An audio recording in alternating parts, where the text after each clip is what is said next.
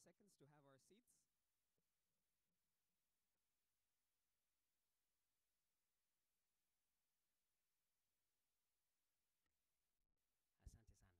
My name is Princely Glorious from Honor Stories, and I want to welcome you to the third Dynamic Tanzania Youth Digital Summit, organized by the Digital Opportunity Trust and ICT Tanzania. As a youth event, we're going to make you do a few youthful things, a few things that I'm seeing the closer to the front you get, the less youthful the room becomes. So I'll have us do a few things that remind you of a few years ago when you were a tiny bit younger than you are right now. To kick us off, let's all rise. We're going to do something called the signature dance move.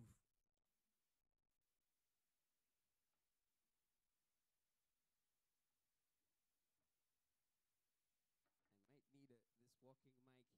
Okay, so we're going to do a signature dance move.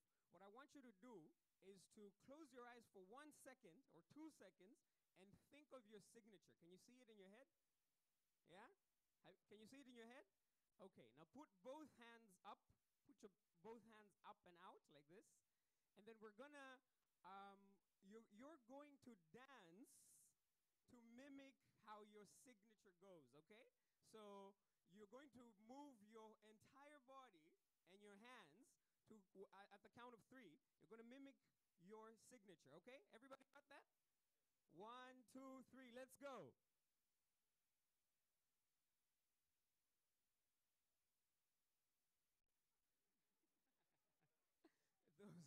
Those with shorter signatures have a much better time at this. You can have your seats. Asanteni sana. All right, great. I'm going to welcome Jacqueline Materu from Vodacom. We're going to begin with a poll. But as Jacqueline is coming, karibu dada Jackie. Makofi tafadhali. Karibu sana. Here you go. And just so you know, we're a little bit behind time. There's tea prepared for you outside. We were supposed to have it before we come in, but what we're going to do is at your own convenience, as this goes, you can just step outside, grab a cup of tea and a snack, and come back inside. Karibu sana dada Jacqueline. Thank you, Priestley. I'm not going to ask you to dance your signature move. Is it called your signature dance? Or? Your signature. I'm not going to ask you to do that, but we're going to start with the poll. Karibuni sana, as Priestley said. So we'll start with the first poll. Please just look at your bag. There's a bag right beside you.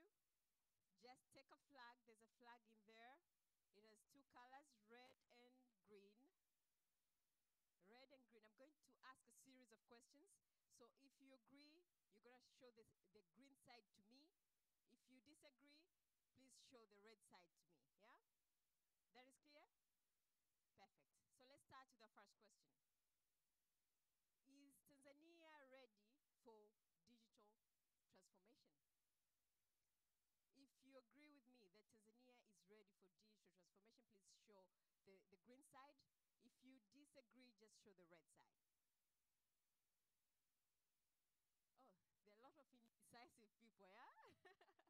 Yeah, the organizers, to give us a little overview of why they've brought us here together and what we're going to be seeing over the next few days. Karibu sana, a round of applause for Diana Ninsima as she steps forward. Makofi makubwa kidogo jamani, kama vijana. Thank you.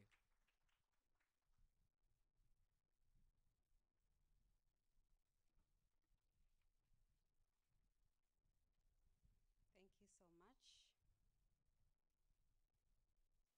The Director, ICT, Ministry of Communications and Information Technology, Director General, ICT Commission, the Deputy Head of Delegation of the EU in Tanzania,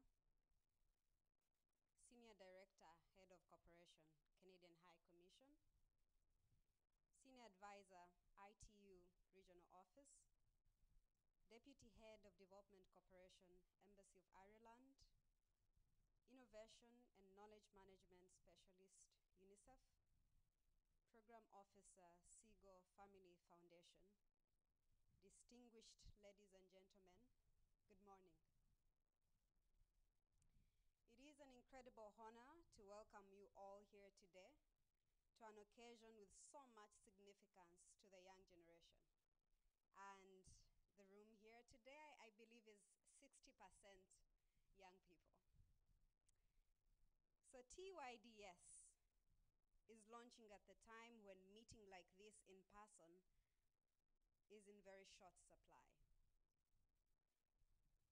We now only hang on to a digital thread.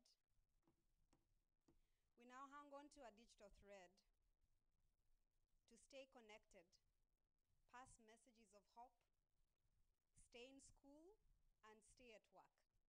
And so TYDS, as much as we're having this physical session, it's also live streaming, and we have an audience online. So wave to the online audience.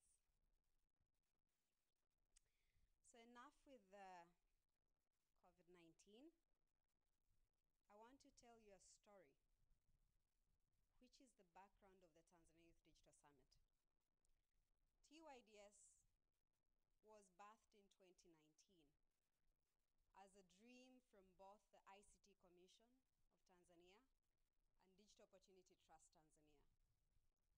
We saw that there was a gap when it came to skills of ICT, but also awareness amongst young people.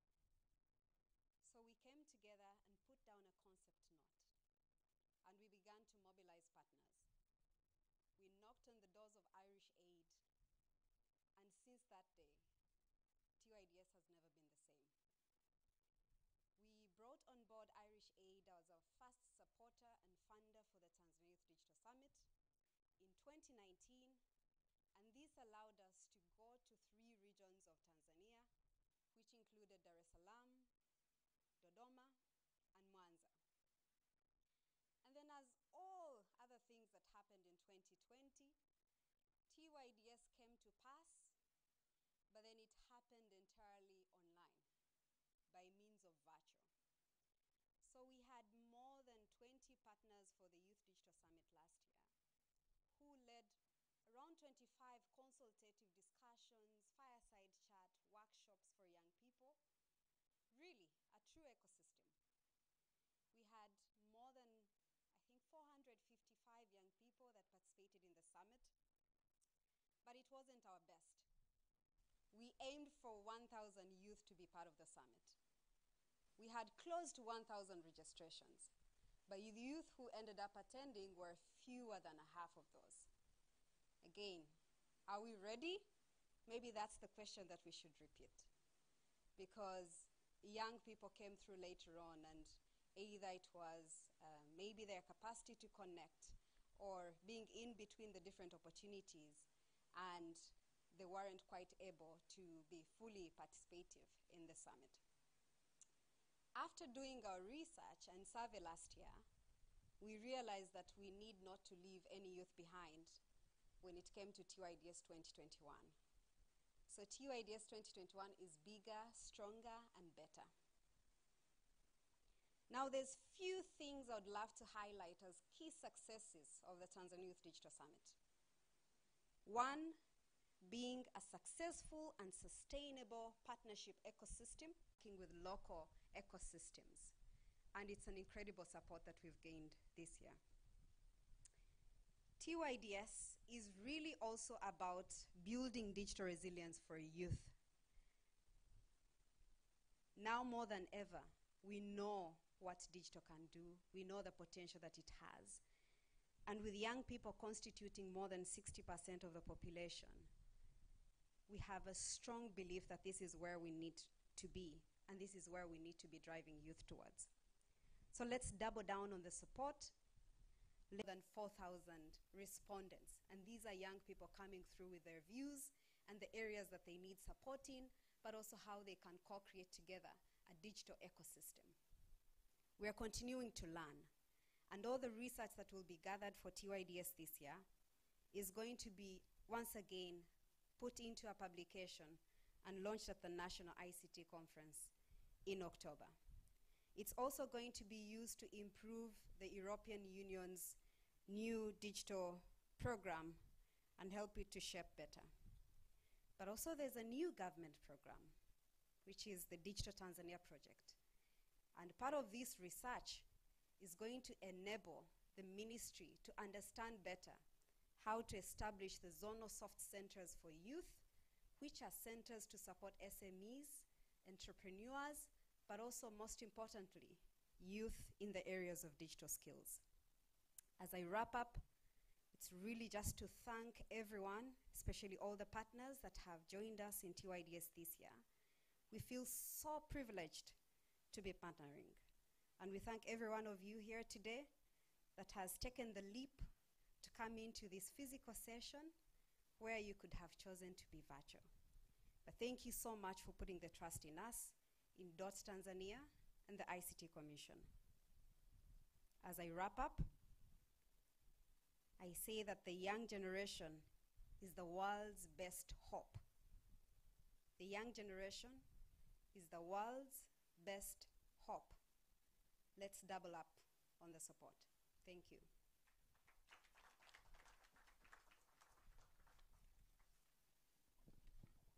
Asante sana. Asante sana. Thank you so much, Diana. A huge round of applause for Diana Ninsima.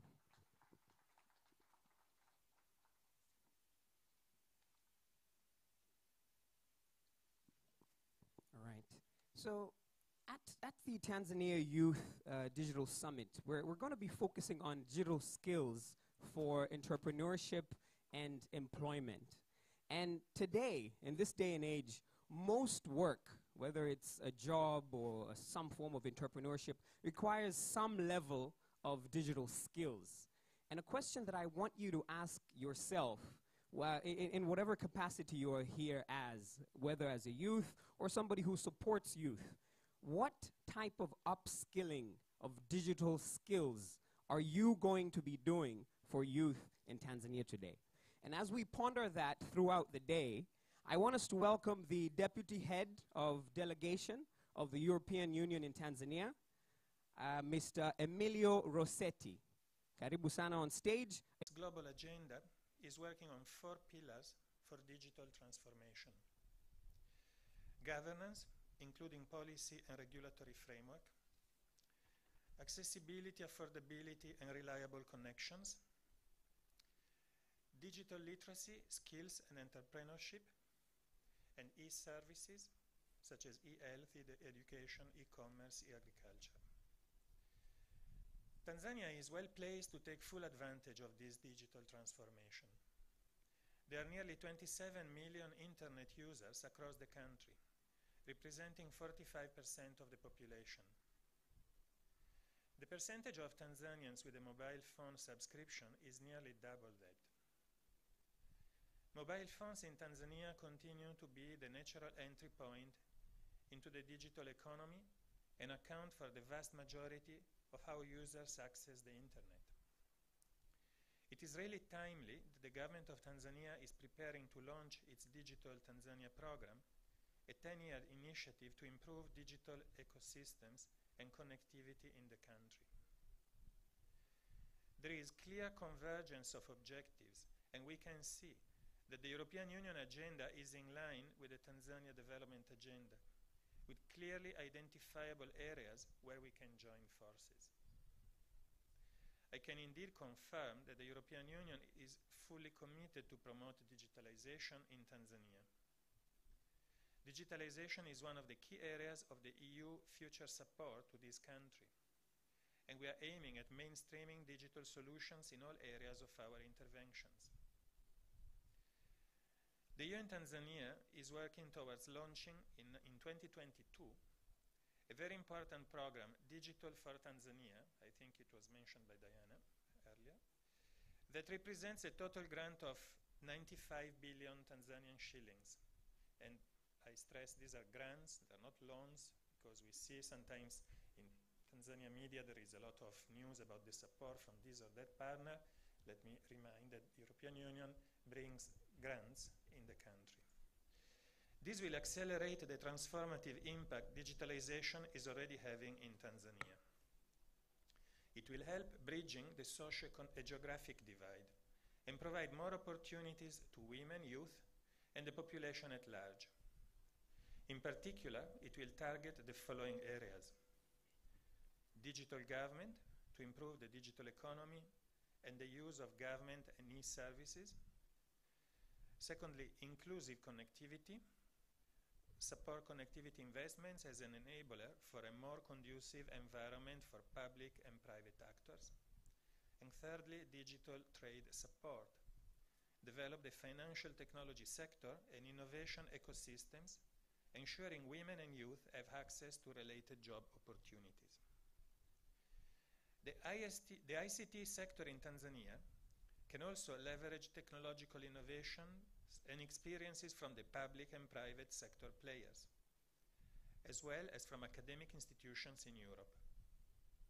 This will increase the potential to build skills and talent, foster entrepreneurship capacity, and open up new development spaces for women and youth. Youth has also been identified as one of the key priorities of the European Union. The top European Union official in charge of international partnerships and development cooperations, Commissioner Jutta Urpilainen, at several occasions stressed that it is not enough to remind that youth are our future. That is true, but youth is more. You are citizens in our societies, you are change agents who have a seat at the table where decisions are made.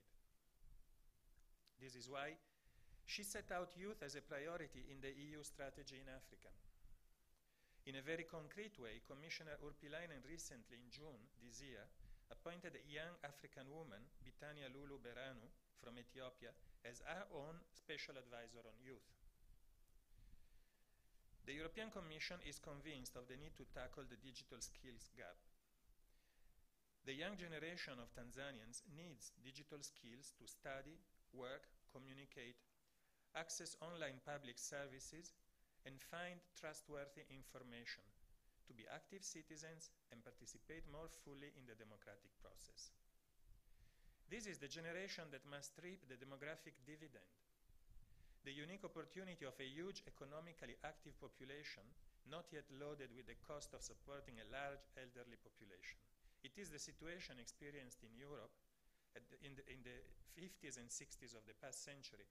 It is now the situation Tanzania and many other African countries are in, and it is a window of opportunity that cannot be missed. However, many Tanzanian youth do not yet have adequate digital skills, and it is urgent to intervene. It is our clear objective to assist in equipping and empowering youth with the necessary skills and tools so that they can be the actors of change needed for the sustainable development of Tanzania. To conclude, I would like to stress that the European Union is also aiming to be a key player in boosting Tanzania's innovation ecosystem, committing to offer financial support to drive innovation and entrepreneurship in Tanzania, in particular for women and youth. The EU is a proud partner of the new 5-year-long Funguo program that will work with its partners to unlock funding to innovative impact ventures at their initial stage, to provide capacity building to these innovative ventures by means of technical assistance, and 3, to support public and private stakeholders in Tanzania's innovation ecosystem, to align and work towards developing innovation-friendly strategies and policies. The Funguo program will keep strong focus on women and youth entrepreneurs. The European Union delegation to Tanzania is very happy to be here today, supporting this opportunity to discuss digitalization and digital skills development at this summit, and in particular the opportunities to support youth in playing a prominent role in the digital economy. I'm confident that today's summit will allow key stakeholders to come up with ideas that we can translate into action so that we can push together towards the digital transformation of Tanzania. Thank you. Asante sana.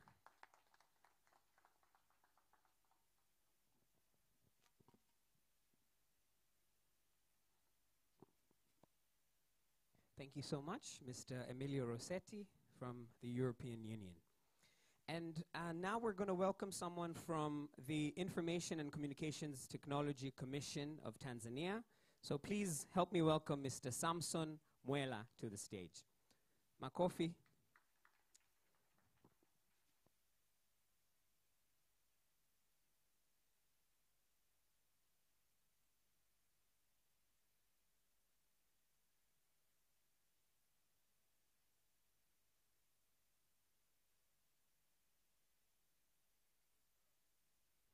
Mr. Mlambo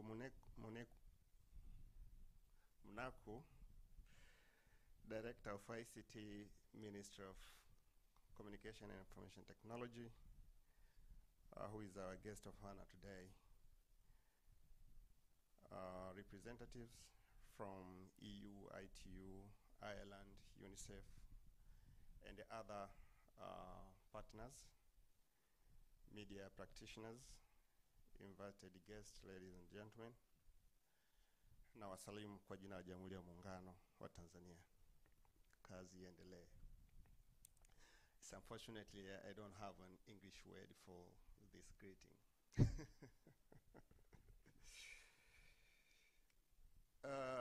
Dear fellow participants, adoption of digital technology in today's economic activities is catching up pace not only in Tanzania, but globally.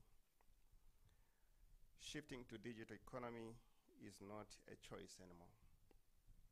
Everyone needs digital skills to thrive and succeed in today's world. In fact, the world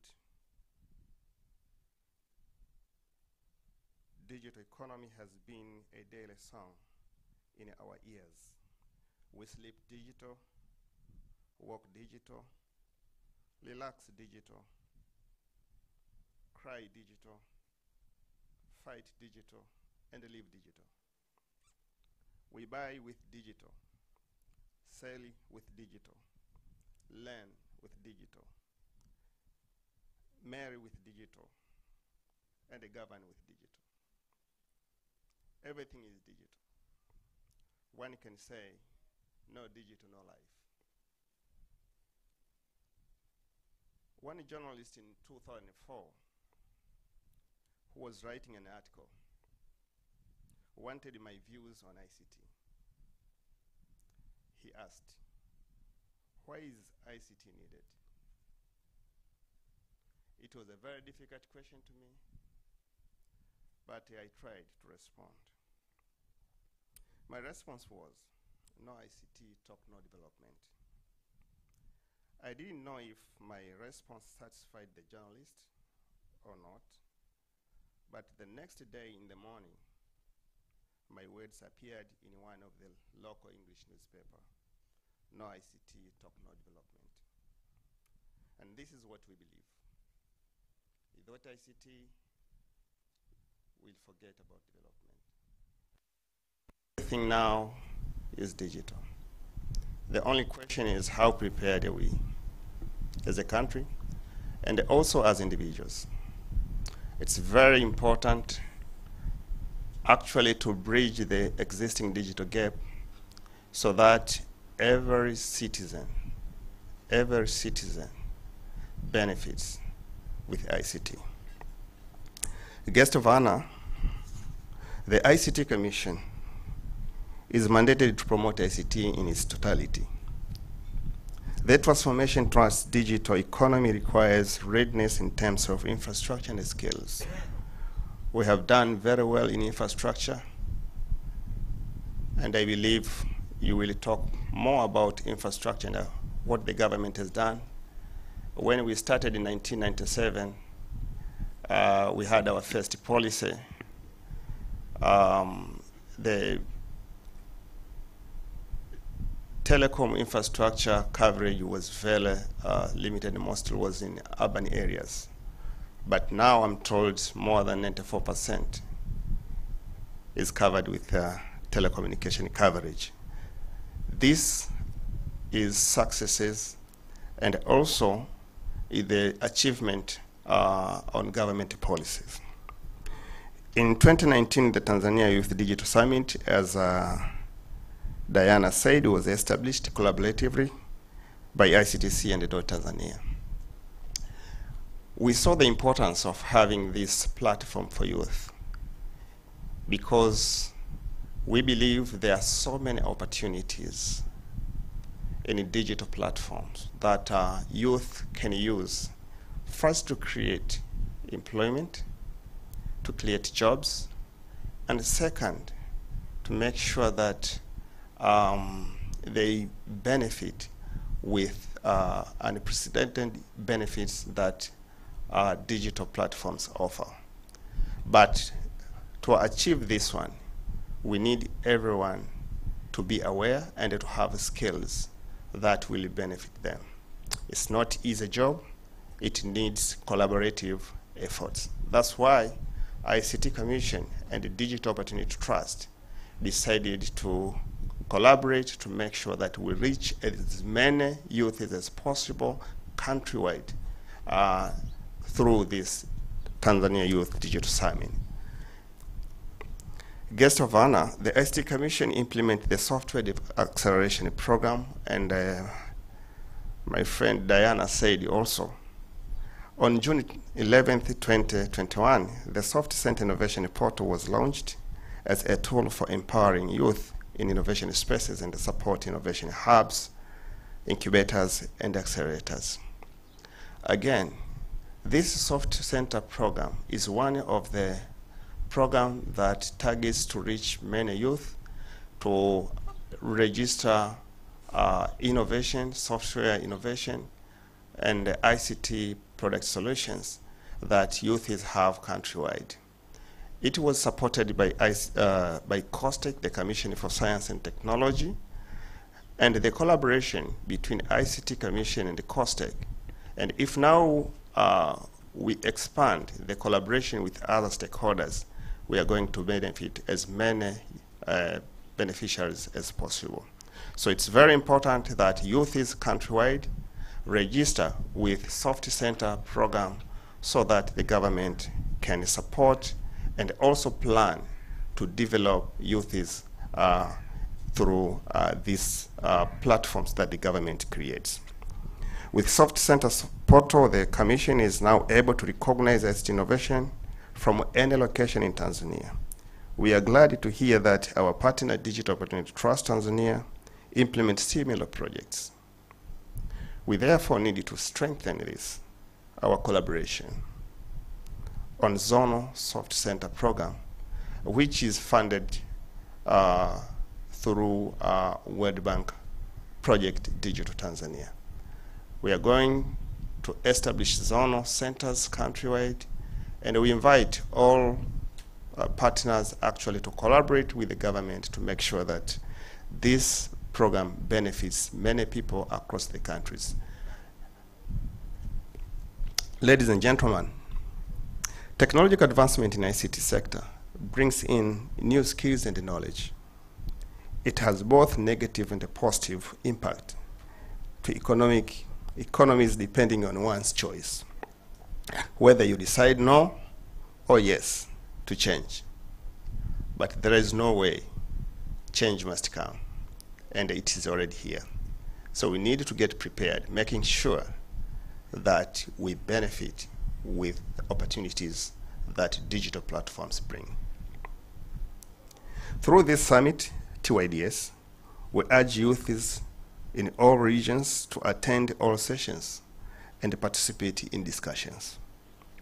The Commission will continue to support youth's initiatives and help to build their competences and skills for them to fully participate in digital economy. I also invite youths to register their ICT innovation in Soft Center platform or any incubator or accelerator in their proximity. We understand various stakeholders establish incubators, accelerators countrywide. So we urge all youths and those with solutions to register and to use these facilities. And the government encourage collaboration. We need to strengthen cooperation between these players so that we can benefit as many people as possible. One person cannot do everything. We know someone is doing that, someone is doing that, and if we now unite together, we'll have big impact to the economy of our country. The Commission through Soft Center program in collaboration with Digital Opportunity Trust Tanzania and other stakeholders will continue to support the establishment of Zonal Soft Center. Thank you, Diana, and I believe we have more to do to make sure that actually we reach as many people as possible, especially youth and the women. Guest of honor, we have prioritized. Walk up to me and ask questions.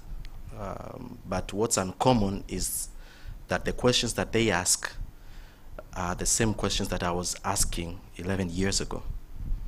And the answer that I have to give them are the same answers that I gave myself 11 years ago. So why is this something that gives me sleepless nights? The main reason for that is because it shows young people in this environment still need guidance, at least to start. And there isn't a space where this guidance can be found. I'm saying this because I feel we are focused on people starting, but not people sustaining themselves. And this is important because when we speak about digital skills, when we speak about upskilling, these are good when you are starting. But once you grow, at least 11 years later, there is a kind of knowledge that you need that can help you get there faster. This environment, this market is a bit different. I usually say sometimes we can't blame the government because even itself is in the startup phase of technology, in the sense that they are still learning different ways to make things work. It's not just a Tanzanian issue, it's an African issue. It's that we are in a space where we are dealing with the first, second, third, and now fourth industrial revolution at the same time. At the same place where we are innovating for artificial intelligence and machine learning, there is a person who has never seen a computer, so we have to also consider them. And so in the end of the day, it can't be much about what the government is doing or isn't doing. And that's why I figured this would be a perfect platform to address that, because there are different individuals and organizations that have been doing remarkable things in the innovation space and aim to keep on doing that. And so it's important to flag what next that can be done. And this isn't another entitled innovator ranting. No, this isn't that. This is simply highlighting an opportunity or an idea that well-wishers of the innovation ecosystem and young people can take on. And this is in terms of the skills that young people need. I feel there needs to be a platform, not necessarily a physical building or an app or just a resource center where knowledge can be passed down, where people do not need to start from the beginning. Because if we are at a space where a young person today is starting from the same place I started 11 years ago, we have failed. And this is where other spaces do better than us. There is that continuation of learning, and we do not have that. And I feel since we are thinking about fourth industrial revolution, we can also learn from them. One area where technology is doing really good is in continuation of learning. And who better to speak about industrial revolution or machine learning than Elon Musk and his company Tesla. And if we are to borrow from them, it's that if you look at their model of Tesla cars, if a Tesla car gets an accident today, they will fix that software. And then tomorrow, all millions of Tesla cars will never make that mistake again because they have learned, right? But this is different from humans, because a person will get an accident when they were texting while driving, and tomorrow another person will do the very same thing. So it becomes tricky passing down knowledge. But then this is also in young people in this space. It's that the same mistakes perhaps that I made, you grow up seeing other young people making the same mistake. It's because there isn't that passing down of learnings and skills. A shark will never outgrow its environment. It can grow up to 8 inches in a fish bowl, but it can grow up to 8 feet if it gets into the ocean. Now, the main reason why that is so, not just because the environment is small, but Princely spoke about upskilling. The second reason why it's tough is because it takes a lot of effort and a lot of resources to maintain a shark in a small environment than in the ocean. That's why you'll never see a great white shark in an aquarium. It just takes a lot of resources to do that. And that is the same thing. If you have upskilled with digital skills, the next thing that you need, and this isn't highlighted enough, is skills in the boring stuff. Because these boring stuff are the ones that actually help you grow once you have started. We can talk about digital skills. We can talk about innovation and digital marketing and all that. These are skills that can be acquired within a month. But as a person who has run innovation ventures and startups and has got a number of awards in that matter, one thing that you come to realize is there are these boring stuff that are very important. Things like accounting, things like how do you evaluate your business models, how do you figure out your customer segmentations. You can hardly come across a space or a workshop or basically any initiative that actually talks about these things. It's about skills, it's about these sexy, catchy ideas that really sell. But in the end of the day, in order to continue, that is needed. These skills that may seem boring, but they're actually important. And I think I would have scaled faster personally if somebody had actually flagged that. But I guess it takes experience and trying and failing for you to see that these skills are needed. Now, the other thing that is really important is, as I had said earlier, it's really expensive maintaining a shark in a small space. It requires a lot. It's the same thing with innovation and funding these innovations. It seems everybody wants to fund a fully grown shark and not taking care of a shark until it can grow, because it's really costly and you can't show it. You can't show it off like you can with a fully grown shark. But look, this innovation ecosystem is just beginning, and we have to move from the mindset of looking for low-hanging fruits that you can just pick up and show off and cross them off in reports. We have to invest in young people trying things, because if the government in itself is trying things, is trying regulations, is trying revenue streams, imagine a startup. What do they have to try and figure out? And so this is a call to think differently. If we want our innovation system to grow, if we want young people to grow, then we need to be able to fund learning labs. We need to be able to fund experiential spaces where you are not looking for quick results or quick wins that in 6 months or 3 months even, in some cases even a month, you can already see traction and you can already show the impact of that funding. And so let's think about those 3 things. One, focus on skills that aren't sexy but important, the boring stuff. Let's normalize people learning them, because even in as much as we may give people these digital skills, it's good for starting, but it's not good for sustaining.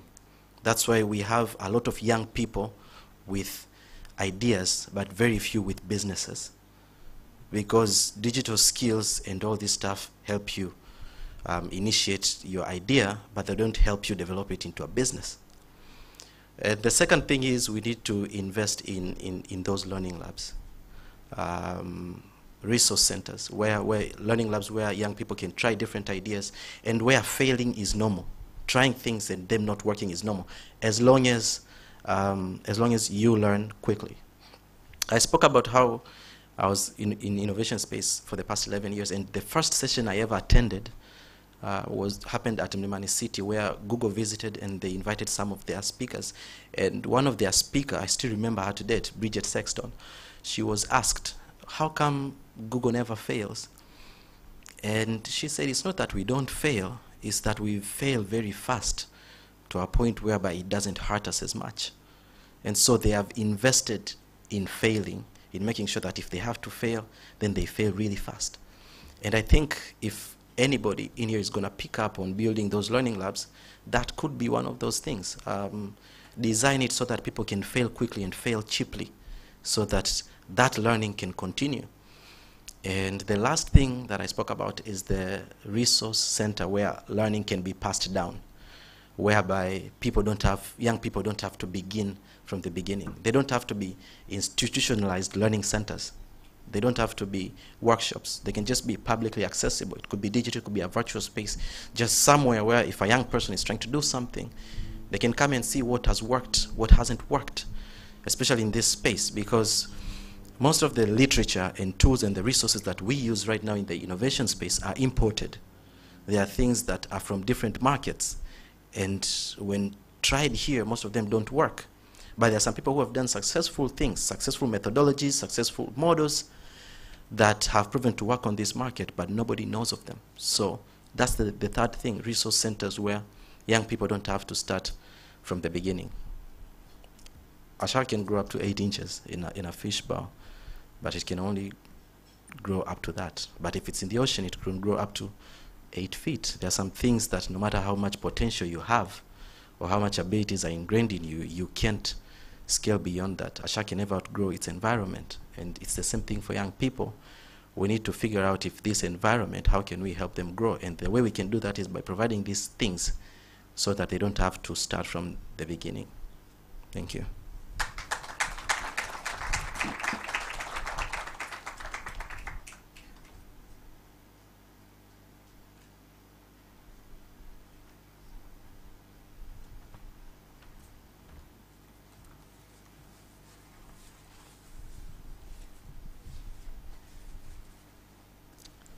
Wow, incredible. Thank you so much, Given. Some incredibly thoughtful remarks on the environment that we operate in here in Tanzania, in the digital space. And there's 3 things that Given has said that I want to kind of reiterate. First, I absolutely love the idea, or the metaphor of a shark not being able to outgrow its environment. That if you think about something as massive as a great white shark, and thinking that if it grew up in a fishbowl, it would actually just be as small as 18 inches, it makes you think. Right? It makes you think about the environment that we find ourselves in as young people, young digital innovators in Tanzania. And I'll give you a little bit of my own story. So 5 years ago, in my bedroom, I made a video on my laptop in my bedroom. And I put it up. It was a story about how Tanzania at the time was trying to move its capital to Dodoma, and nobody was really looking at it from why we're doing that, how many times we've tried to do that, etc. So I made this video, put it up on Facebook, opened a page, put it up. The page was brand new, 0 likes, nothing. But because it was the first of its kind, done in Swahili, done in a way that actually analyzes things, within 1 week, that video had reached 58,000 people, been shared over 1,100 times, and this is actually just August 19, 2016, so almost exactly 5 years ago when we did this. And just by doing that, we discovered that, oh, there's a need for this type of thing. There's a need for this type of digital storytelling in Tanzania, and the environment is starting to catch up to this, that we can actually meet that need. And so we started a business called Ona Stories. Ona Stories does virtual reality, augmented reality. We write articles using artificial intelligence, but we started off like that, with a small video made out in my bedroom. And the things that the things that were able to support us, for example, when we say that we did the first augmented reality gallery in Tanzania, it's because we had support from Vodacom. Right? Vodacom gave us the type of support that we needed. We went to them with this idea, telling them, hey, listen, we're going to do some stories for you, and they're not going to talk about Vodacom. We're going to talk about all the impact you're having without even mentioning you guys. And they took a gander on us. We're going to use this new technology called augmented reality, but they took a chance on us, and they enabled us to be able to do that. And with the work that we did with Vodacom, we were then able to move forward and get other clients from the United Nations to the BBC and all the other people that we were able to get after that. But it is because within this environment, at least with the one player that we were able to meet and who took a chance on our business, we were able to grow into what we've become. But then there's another thing that he said that I thought was super thoughtful about failing fast. Now, most of us, when we think of failure, we think of it as an end. While the people who actually make it huge, the Googles of the world, the Teslas of the world, the Amazons of the world, the Vodacoms of the world, they see failure as part of the process. So it's inbuilt within the process that we're going to fail. But we're going to iterate and then reiterate, and then iterate and then reiterate, and then go back and say, okay, what have we learned? How can we tweak this? What is the environment telling us? So we have to build in failure into our processes. But how many young people have the chance to fail like that? How many, what type of security net, what kind of mattress are we putting underneath our young people so that if they fail, they don't fall into rock bottom, right? We talk about innovators from all around the world, and we say, oh, he's a college dropout, he did this, he did that. But if you look at the types of safety nets that they had, you know, we say, oh, he started this thing in their father's garage. But the fact that their father had that garage that he could actually start his business from. The fact that he's dropping out of Harvard, he's not dropping out of some random university. You know, Bill Gates, Mark Zuckerberg, they're dropping out of Harvard. The type of safety net that they can land on is so different from a young Tanzanian entrepreneur. And we have to find a way that we can allow our entrepreneurs, our young people, to fail without it being the end of their stories, right? And then finally, the idea of learning labs, the idea of resource centers, the idea of making sure that what I have learned can be passed on. I wrote an article a few months ago called "Our Giants Are Hiding Their Shoulders," and this is based on that quote that by Isaac Newton. He says, if I have seen farther than anyone else, it is because I have stood on the shoulders of giants.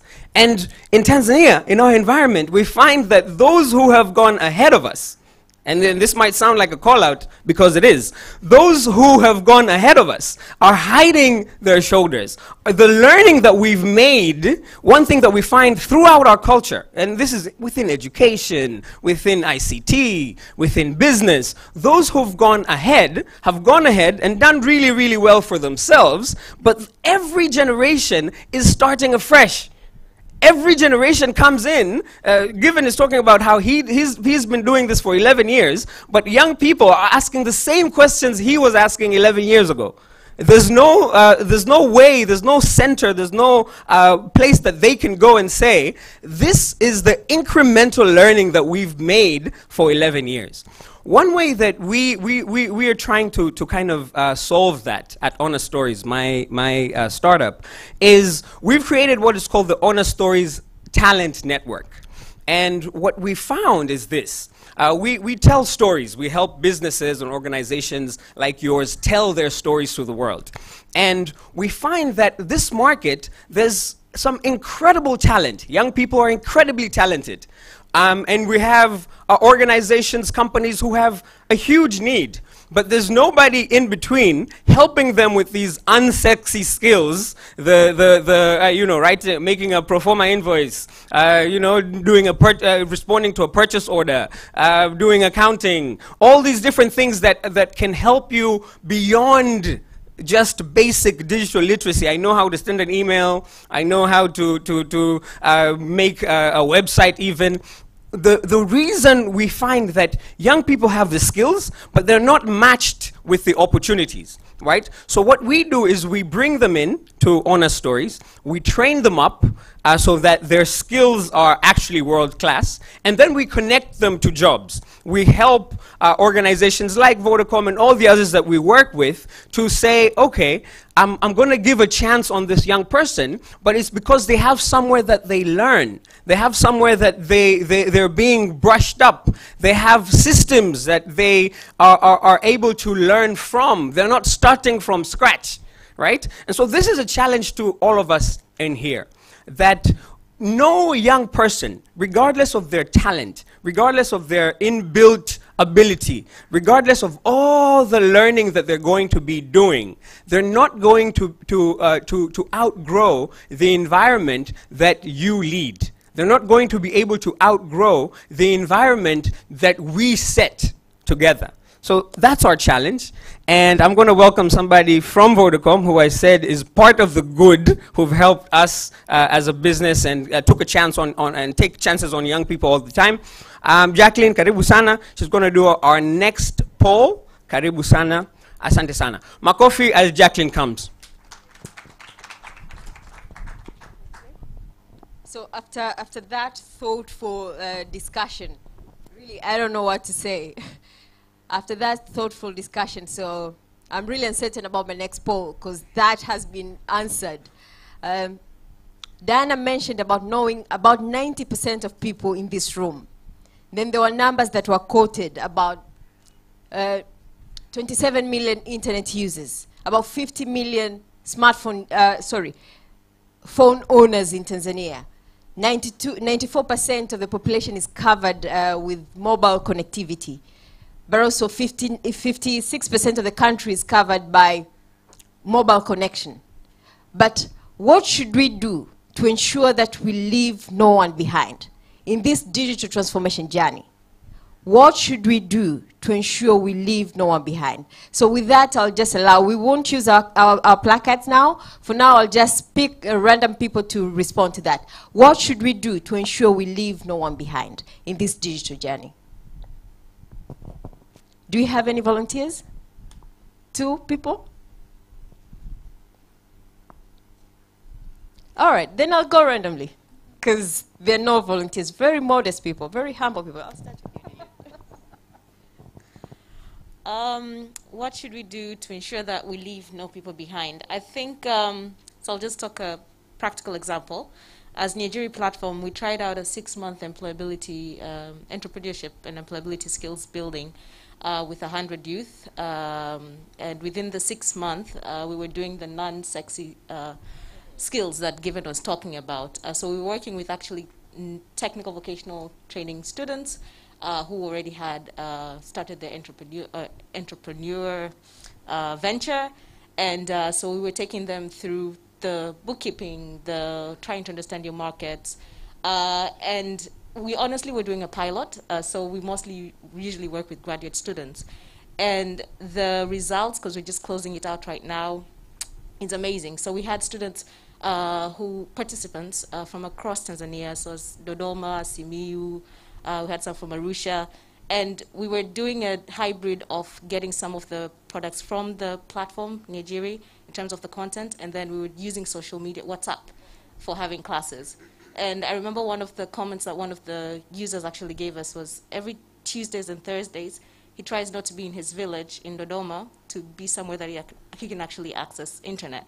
And so what can we do? I think it's about looking at what other models can we work with, what other partners can we work with. But the urge is there. We're reviewing the results in terms of the businesses. And the businesses we're talking about here are your salon, a tailoring mart, somebody who's having a phone repair shop, somebody who's working at a garage. So there is much we can do with digital skills in terms of how can it help us actually get the work out there, and how can we use digital platforms to actually ensure that we empower others. So there's much that can be done, and it's just about looking for different areas. All right. Thank you. All right, Given has a... Thank you.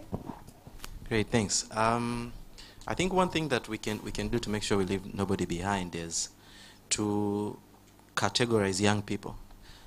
Because whenever we think about young people, and this is normal in innovation spaces, we say creating a user persona, right? But with young people in Tanzania, it's personas. It's more than just one. And so one thing we can do is segment them.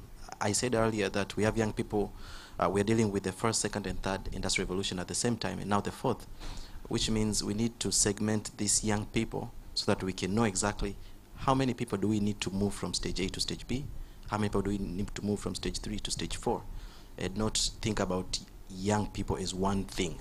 You know, once we can think about it that way, then we can know what do we need?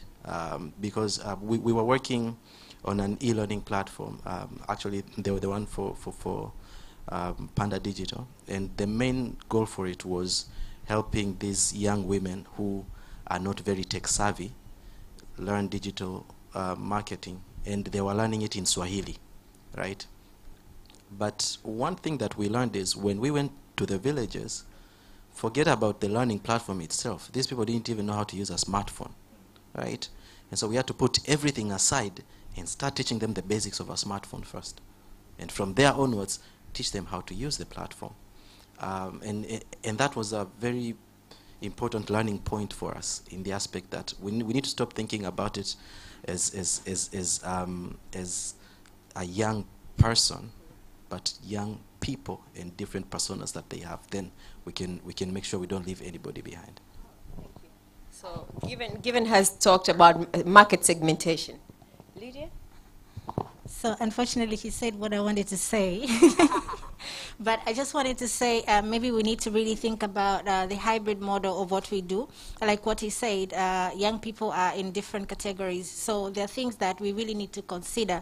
Maybe we are really fully into digital, but maybe some of them, before they move to digital, they need to start from that SMS model. So we all don't need to do the same thing. Maybe this one can focus on digital, another one can use an SMS model, another one can really rove around and go physical to teach them. So as an ecosystem, we really need to identify who is doing what and who is doing what, so that we contribute to really moving these people into another state, because you can't do it alone. So the hybrid model is really important. As much as we really want to use the digital, the online, we have to also think about how do we really pull the others.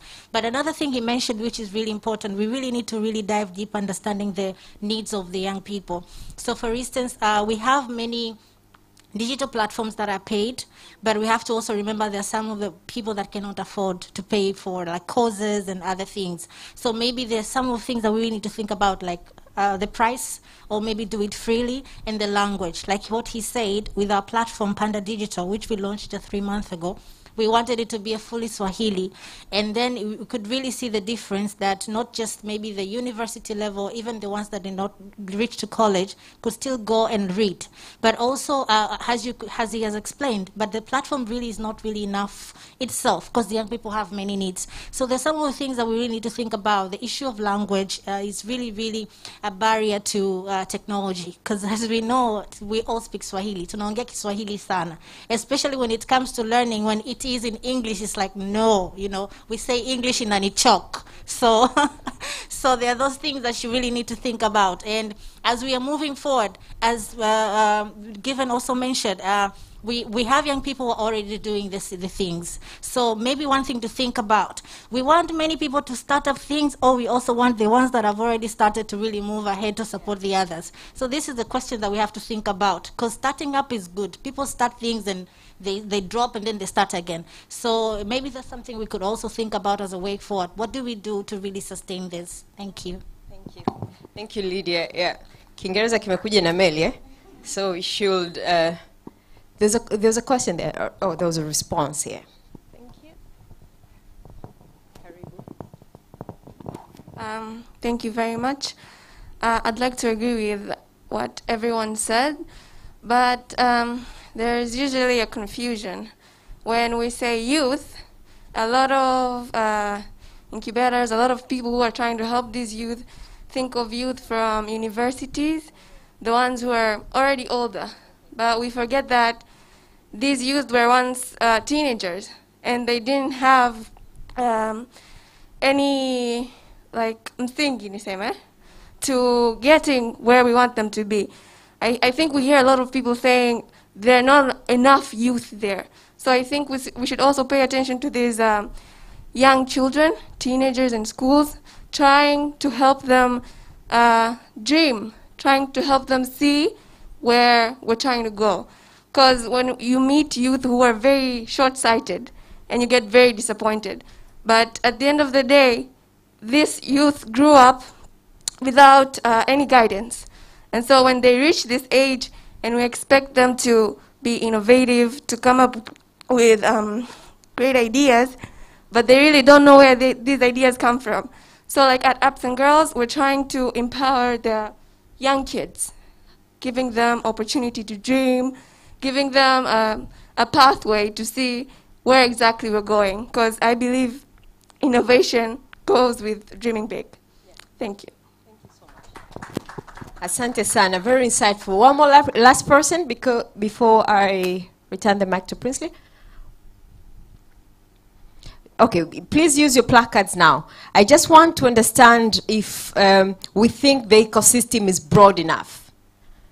Just show me green if you think the ecosystem is broad enough, or do we need to broaden the ecosystem? Show me red if you think we need to broaden the ecosystem. Please use your placards. Is the ecosystem broad enough? Is the innovation ecosystem broad enough? Is it broad enough? That's a very broad question, right? Is the innovation ecosystem, do you think we have the right players or all the players in the innovation ecosystem? Do we have all the players, all the right players in the innovation ecosystem?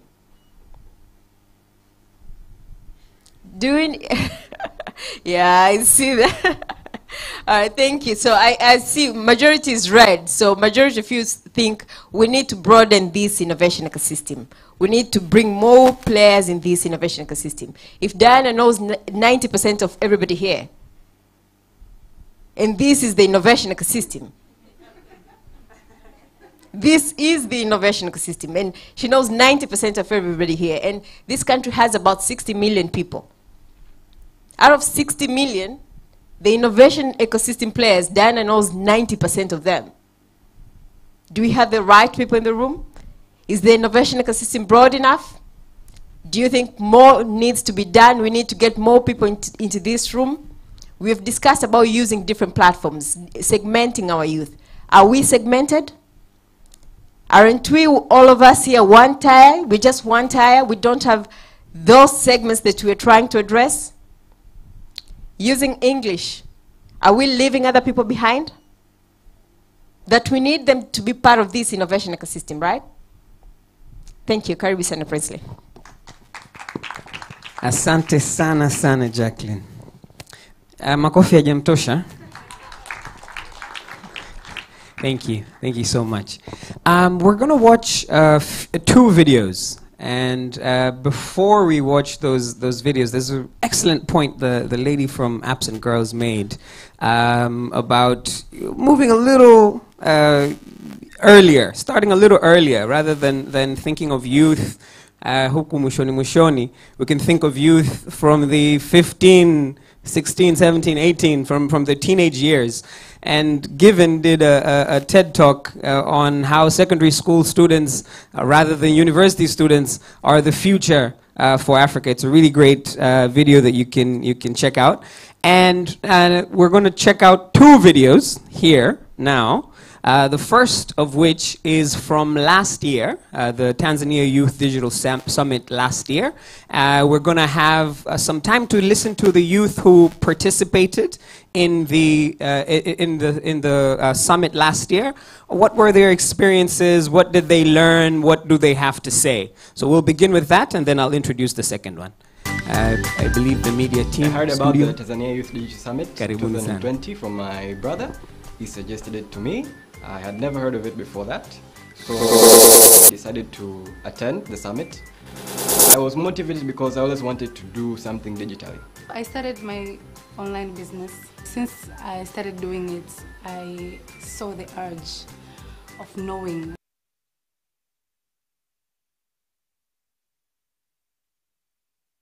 I heard about the Tanzania Youth Digital Summit 2020 from my brother.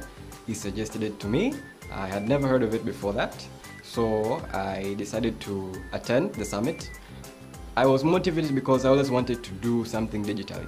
I started my online business. Since I started doing it, I saw the urge of knowing or attaining digital skills. So I was looking out to know more, to learn, so that I can be able to sell more, to engage. I wanted to know what opportunities were there in the Tanzanian context in terms of digital jobs. I couldn't attend all the sessions I applied for because my schedule was a bit tight. I attended all the sessions I applied for. It was not easy because it was during classes. I was still a student at the university. So any time that I didn't have a class or a seminar, I put a session in. I attended the Opportunity and Challenges session because I wanted to get an insight from entrepreneurs my age, because they were my age, on how they got their business started. The youth-led fireside chat, I didn't know what to expect, but what I got was entrepreneurs who have already been in working for a while, not my age, so they have a maybe 3 to 5 years experience or more. So get their take on how it would be maybe mid-term to long-term in the entrepreneurship landscape. And the Ubuntu Talks to Tanzania Princely, I was just curious about that one. It ended up being one of the most interesting sessions I actually attended. I always thought maybe AR and VR were technologies that could be used maybe or applied in foreign countries. So that just opened my eyes to it's actually possible in our country, and we can actually use these technologies, and it's not a wall or impossible to actually use them. So for them to already be using the technology, they have created their own platform, the Honor Stories, and it actually works, it's possible. I attended a session by My Job Pass, and that was career guidance for future workplace. I attended that session because it was more of guiding young or youth onto their careers, and we learned about digital skills, how to apply them in works, also in businesses.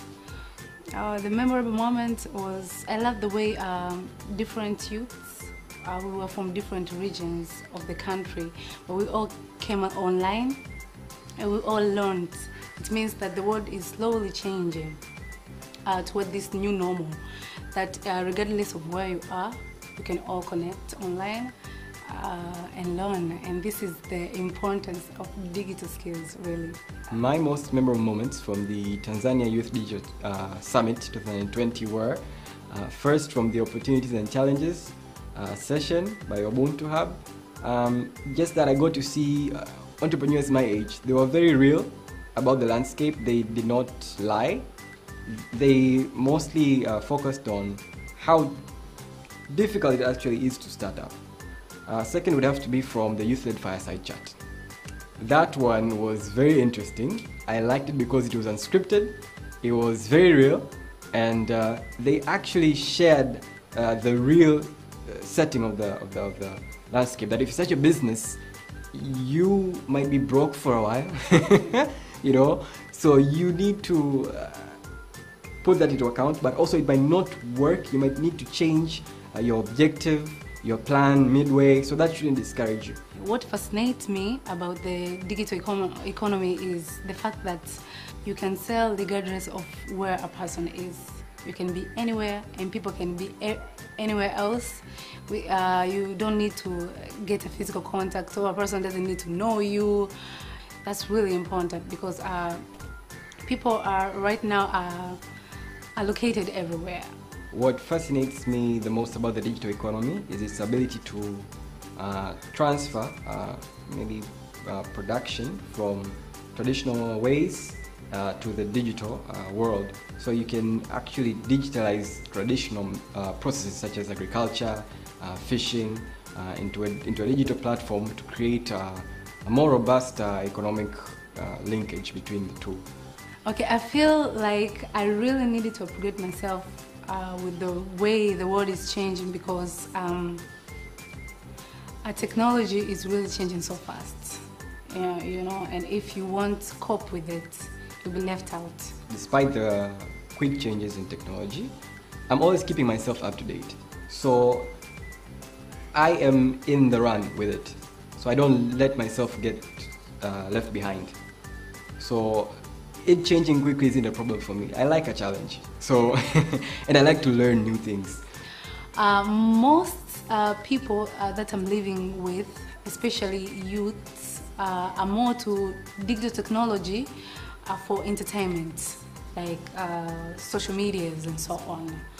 But there's more to digital technology than the social medias and entertainment. You know, they could flip that, you know, and learn more. I think with the digital platform, it gives us the tools to be able to keep ourselves up to date. So it's truly down up to you on whether or not you're gonna try to keep up with the pace. I can advise youths to be really motivated about the digital skills, to learn, to know, to attend the sessions like the session you provided, the summit you provided, so that they can learn, they can know how to go with that, with the flow, with the way the technology changes so fast. My family and friends, they're very supportive in anything. If I need to, if it's monetary, actually they have no problems. So they're actually supportive, thankfully. The challenges that women face that men don't, just the traditional, let's say the education system itself, it does not encourage women to go into the sciences, let alone the digital technology. So I think there should be some sort of session or a training for women on internet health and internet safety, basically, from what I've gained from the summit. What I realized is any decision should not be rushed, especially when you want to start your own digital job or if you want to have it on the side. So you need to carefully sit down and plan. What I've done is I've actually contacted some of the people from the Tanzania Youth Digital Summit, people who say that they are ready to be my mentor or they are ready for any advice. So I'm just talking with them, just gaining more, maybe what I could not gain from the summit, because some of the sessions were just like 2 hours or an hour. So maybe you have more questions. So I've just been talking with them and trying to understand more where I could possibly fit, because I have a few ideas, but I can't do them all. So maybe which one would be best. What I hope for the Tanzanian youth is that they realize that the world is moving quite fast, especially, and it's moving towards the digital technology, the digital platform. Right now they're trying to digitalize everything. Every single process that can be digitalized, whether it's banking, whether it's agriculture, it's being digitalized. So my hope is that they would get into that very quickly. They would stop the idea that ICT or computer engineering is just for, you know, the smart people, those kind of people. They would actually try to use it more in terms of trying to develop their skills and try to develop their own business ideas. So people or youth shouldn't be comfortable.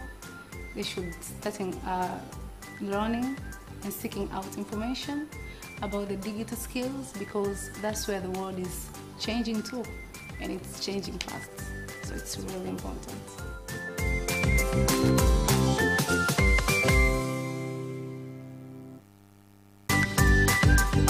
I heard about the Tanzania. Thank you. Asante sana. It's great to hear from the young people themselves, to know that it's not just DOT saying, you know, patting themselves on the back, saying, yeah, we did a great job. And it's good. It was good to hear. I even forgot that we did an Ubuntu talk last year, but it's good to hear that it impacted someone. So instead of watching the partner video right at this point, we're going to wrap up our session with the partner video from the European Union. And let me just encourage you to grab your tea and come back. So at any point, you know, you can get outside, grab some tea, come back. There's refreshments out there. We wouldn't want them to go to waste. So please do your part in ensuring they don't go to waste. I'm going to welcome now the information and communications knowledge management and communication specialist from Unicef, Mr. Nelson Rodriguez. So please, let's put our hands together as we welcome Nelson Rodriguez to the stage.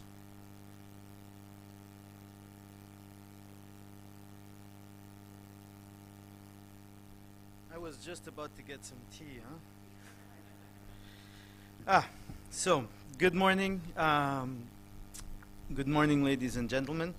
Good morning, the Minister, the representative of the Minister of ICT, Director General of ICT Commission, esteemed representatives of development partners, including the European Union in Tanzania, Irish Aid, Canadian Eye Commission, Siegel Family Foundation, the UNDP program, ITU, Mtabi Innovation. I have to say that the best thing following up on the Mtabe and Ona stories experiences is that I got to hear it first hand.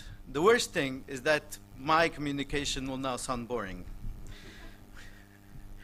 I would like to appreciate everyone who's been able to join us today, whether in the room or online.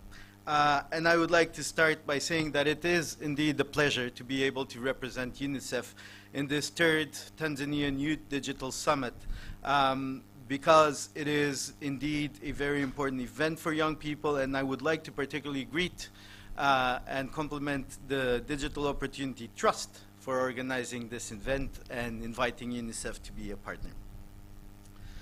Personally, I am thrilled to be here because I'll be able to speak about two things that I am very passionate about. One is youth and young people, and the other is digital skills and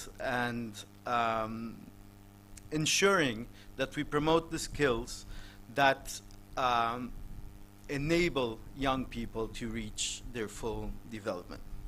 So I started thinking, what could I say today about what UNICEF is doing as a development partner to the government of Tanzania in order to promote these skills? And as I was thinking, I can see now the links with what other members of the panels have been saying this morning, I came down to one word: opportunities. So UNICEF, jointly with the other organizations as well, has been providing opportunities for young people to develop to their full potential. And I wanted to reflect today on how is it that UNICEF is doing that, how it is providing such opportunities for young people to build their digital skills. And I have three participation levels, if one could say so. We've engaged with young people as beneficiaries, we've engaged with young people as partners, and we've engaged with young people as leaders. So what is it, young people as beneficiaries of digital technology? It's probably where there is less participation, or participation is limited, but young people are recipients of our programs. There are benefits in exposing and teaching young people to use technology, so this is definitely worth exploring. What do these opportunities look like? So for example, globally, I could speak of the Giga Initiative, which is done in partnership with the ITU. It was launched in September 2019, and it's looking at connecting every single school in the world to the internet. They do this through three main activities: the mapping of schools, building sustainable models for finance and private sector investment, and then provide the technical solutions to ensure that schools are connected to the internet. 40 countries have joined in this first stage of the mapping, and 921,000 schools have already been mapped.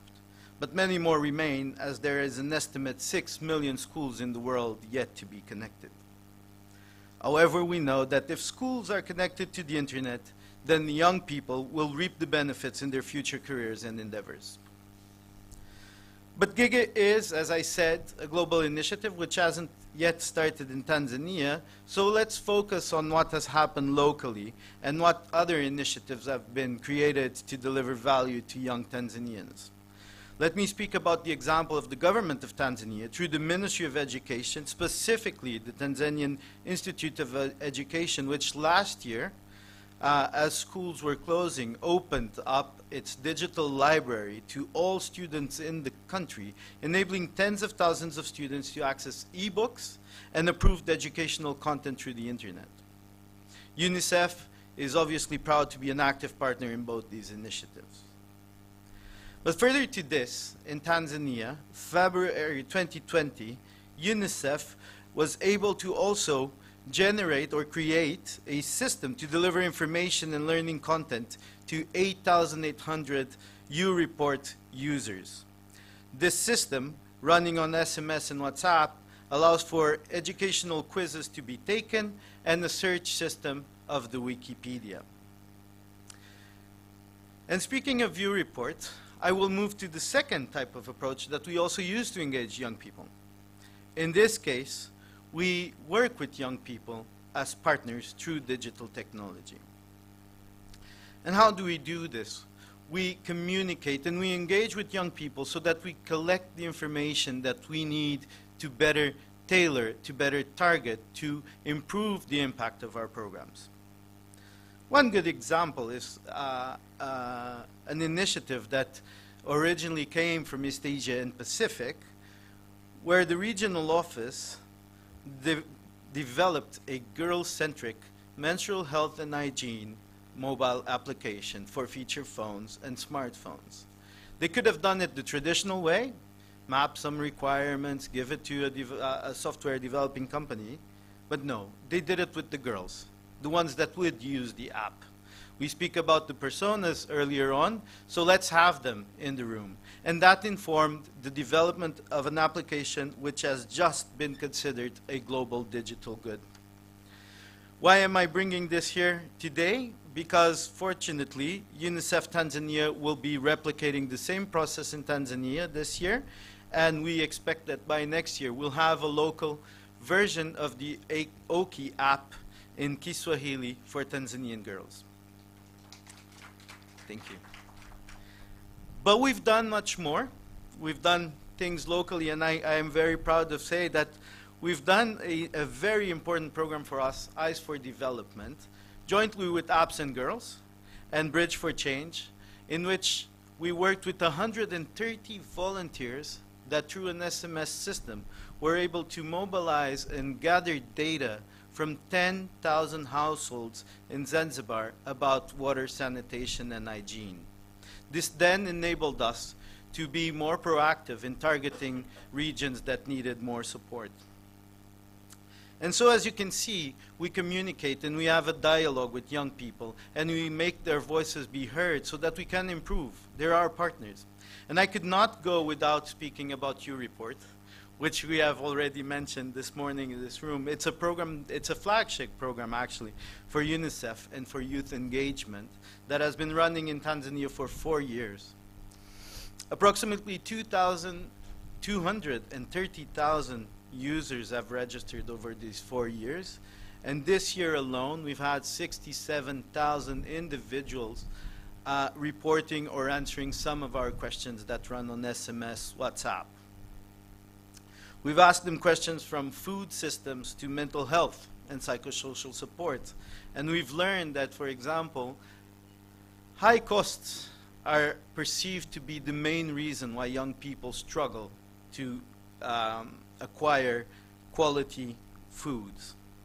We've also learned that this year in 2021, 57% of young people have told us that they've had to provide psychosocial support to their friends and relatives more than any time in their lives. Even as we speak, and Diana has already mentioned, U-Report is being used to collect information that will help us improve our programs about digital technology and our digital initiatives. I hope that by Friday we'll be able to return some of those findings.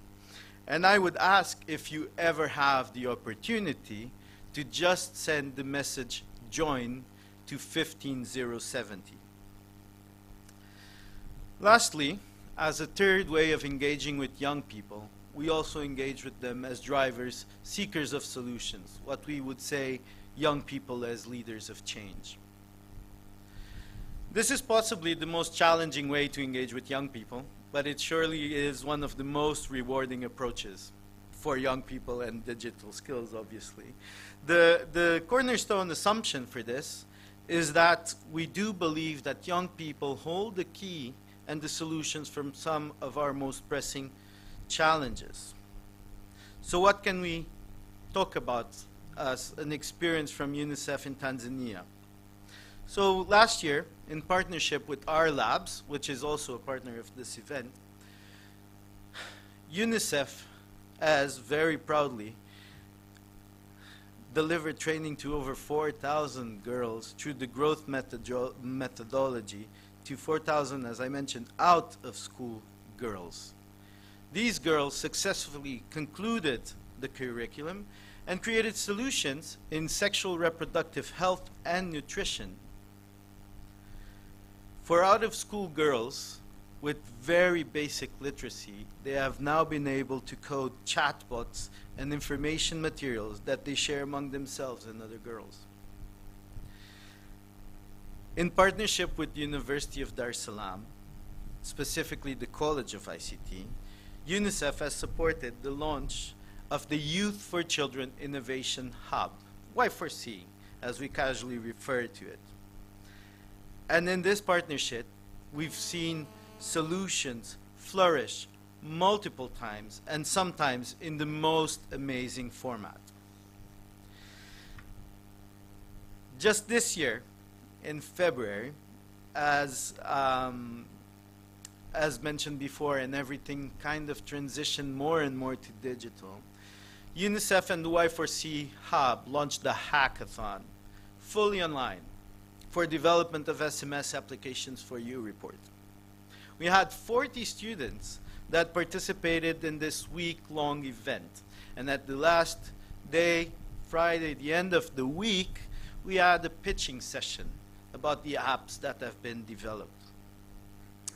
So how did we go about it? We took a very UNICEF approach to it, I guess. And we proposed that students would develop solutions in the areas of education, health, child protection, nutrition, water sanitation, HIV/AIDS. But we also left an open category in case someone wanted to do something outside of this. Maybe surprisingly, maybe not, the three teams that outperformed all other and surprised us created applications for mental health and psychosocial support, created an application to communicate directly with their local governance, and a job-seeking advertisement board. But this is not all. Every year, dozens of students go through a tailored design practical training program, the PT program, which will also be presented tomorrow, in which UNICEF provides challenges that children are facing in Tanzania. Through this program, the students will learn some of the other skills that are very important, and they will create test assumptions, design their user personas, and develop then software-based solutions to problem statements.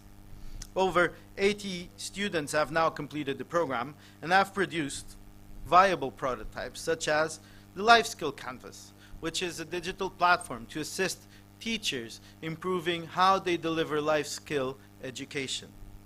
The digital suggestion box, which is something this big, with a development board so that students can report on how their water and sanitation facilities are working at their schools.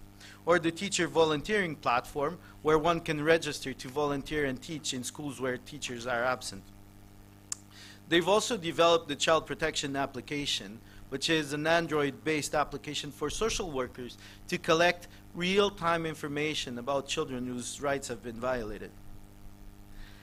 I actually arrived here late this morning because I just came out of a call with some of these students who presented one of their latest innovations, and I will go into the fail fast and iteration that was mentioned. So these three students were presented with the challenge of how can we determine the nutritional status of young people at school? Are they wasted? Are they stunted? Are they overweight? What's the status? We don't know. We need that to be able to support. So they came back and said, why don't we run a survey? And teachers will implement that survey and collect the data. We provided the feedback. I don't think a teacher will be able to every day collect data from 50, 60 or more students to be able to report. So they went back to the drawing board. They kept the same survey, but they thought, how can we make it automatic? And so they moved on to sensors. And now they've developed the sensor board where one can stand, have their height taken, their weight taken, and their data gets transformed into real-time information. So that is iteration. And I guess there will be a third and a fourth round before it's finalized. It is, for us, very exciting to be part of these initiatives. I could go on, but I am trying to be brief. So I guess the ultimate question is, which one of these approaches should we favor? I don't really have an answer to that. I am sure that all partners here can find which approach is more valuable to them. Whether be it delivering direct services and value to young people through technology, whether we partner with young people to improve our programs and our solutions, or whether letting them or allowing them to lead in this space, I think the important thing to keep in mind, and what I would ask of everyone in this room, is to create programs that generate opportunities for youth, opportunities with youth, and opportunities by youth. Thank you very much.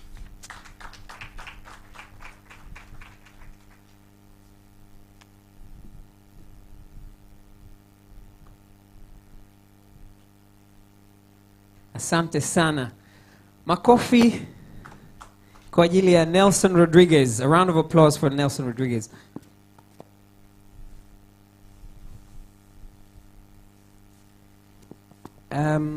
A highlight for me is learning about what they're doing with Y4C, to see that innovation is not happening just to youth, but is driven by young people themselves. And for them, it's actually not just youth, it's children and youth, which kind of harks back to the earlier points we were making about starting this as young as we can. I want us to do a little bit of a stretch, yeah? So we can all rise, please. And we can just stretch a little bit, just, you know. Yeah. Put your hands wide out. I can only do one hand, but you can do both hands. Okay, and just let out a huge, deep sigh. 1, 2, 3, let's go. I can't hear the collective sigh. There's a few of us in here. Come on, let's go. 1, 2, 3. 1, 2, 3, let's go. Brilliant. I was going to force you to go on a break, but I won't because of time. So let's just have our seats. And let's just have our seats back. We are a little behind time.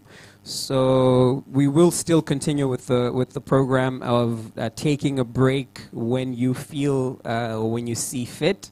I'm going to welcome up here Ms. Sharon Rose Msaki, the program officer from Seagal Family Foundation. A round of applause for Sharon Rose.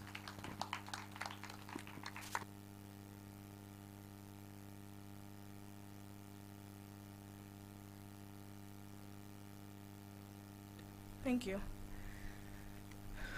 Guest of honor, Director of ICT, Ministry of Communications, Information Technology, distinguished government representatives, esteemed development partners, I send you greetings from the Seagal family and the team. I'm so delighted to be here. I represent the Seagal Family Foundation in Tanzania, where we've been supporting social change makers for over 10 years now. Let me catch a breath. During this time, we've given over $100 million to over 200 social entrepreneurs across sub-Saharan Africa. We apply a racial and equity lens to our grant-making decisions because only 2% of all humanitarian funding goes to local organizations, and we exist to shift this narrative. Beyond grants, SFF makes impact investments to early-stage entrepreneurs who are creating innovative, scalable models to address the continent's most pressing social and environmental challenges. Sorry about that. Little breathing problems. It's not COVID. Aside from investments, we've built 2 flagship programs that help us to provide more catalytic support to our partners. Through our social impact incubator, we aim to create an environment for social innovators to amplify and grow their impact by providing the tools that they need, by building supportive networks, and by connecting them to direct investments that's coming from us and from other donors that we can leverage funding from. Currently, we have social impact incubators operating in Malawi, in Rwanda, and starting up in Kenya and Tanzania this year, which we are very excited about. Through our African Visionary Fellowship, we seek to shift power dynamics and bring agency closer to the beneficiaries of development work, and the fellowship aims to drive more resources to local visionaries and their organizations. And the value proposition for this is that local solutions are more impactful, they're more sustainable, and ultimately more just. Our fellowship program serves over 70 leaders representing 10 countries all over sub-Saharan Africa. And when our founder Barry started this journey, his rationale was that if people are well educated and healthy, then they have the ability to go out there and make a living for themselves. And this guided our early grant decisions and still does. But yet as a foundation, we've grown, we've learned, and we've allowed ourselves to be bold, to be flexible, to fight for fairness, and now we're supporting much more than just health and education. We've built diverse portfolios in Tanzania and other East African nations, supporting technology, agriculture, persons with disability, mental health, and much, much more. Our flexible model allows us to have the ability to continually reevaluate and direct our dollars where we feel are most catalytic. And this pandemic has taken a lot from us, even more than the lives of our loved ones from all over the world. And in Tanzania, we've seen the devastating economical effects that the losses, for example, in the tourism industry has had on our youth in places like Moshi and Arusha, where we do a lot of work. And as one of our initiatives to support livelihoods as a response to the pandemic, we decided to partner up with DOT in any small way that we could and participate in the Youth Digital Summit this year. In retrospect, Tanzanian youth have always needed opportunities to be included in the digital economy, but now more than ever, I think we need it most.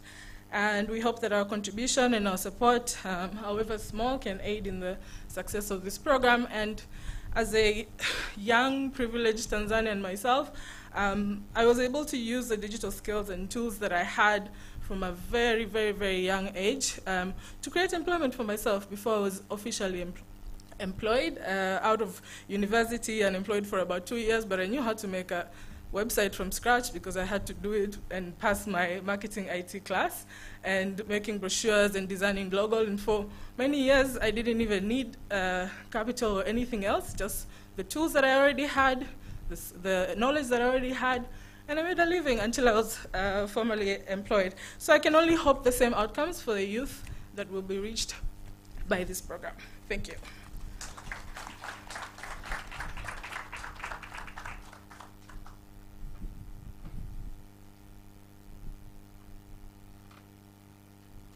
Thank you so much, Sharon Rose. I don't know 90% of the room like Diana, but I know a big chunk of the room.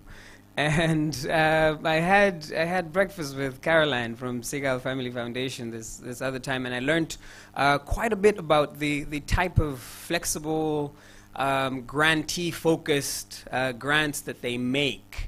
Which, you know, we can talk all day about what needs to be done, and too often it boils down to money, right? And it boils down to access to money, and it boils down to the flexibility that you have once you have that money. And so Seagull does a fantastic job of just aligning their goals with the grantees' goals. And somebody texted me when we talked about these safety nets, which usually include capital.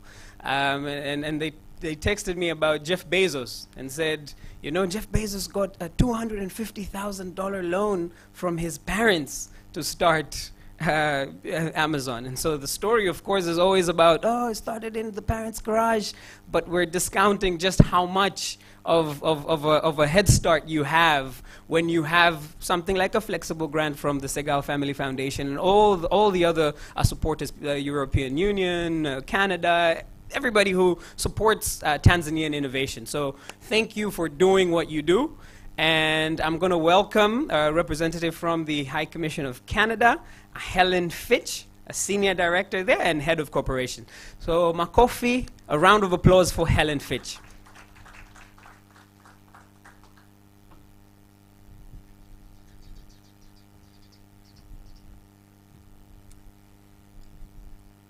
Mambo vipi? Country Director of DOT Tanzania and Director General from the ICT Commission, honorable representatives from development agencies, representatives from civil society organizations, representatives from the media, ladies and gentlemen. Shukrani kwenu DOT Tanzania na kamisheni ya tehama Tanzania kwa fursa hii ya kuongea na nyinyi wote leo.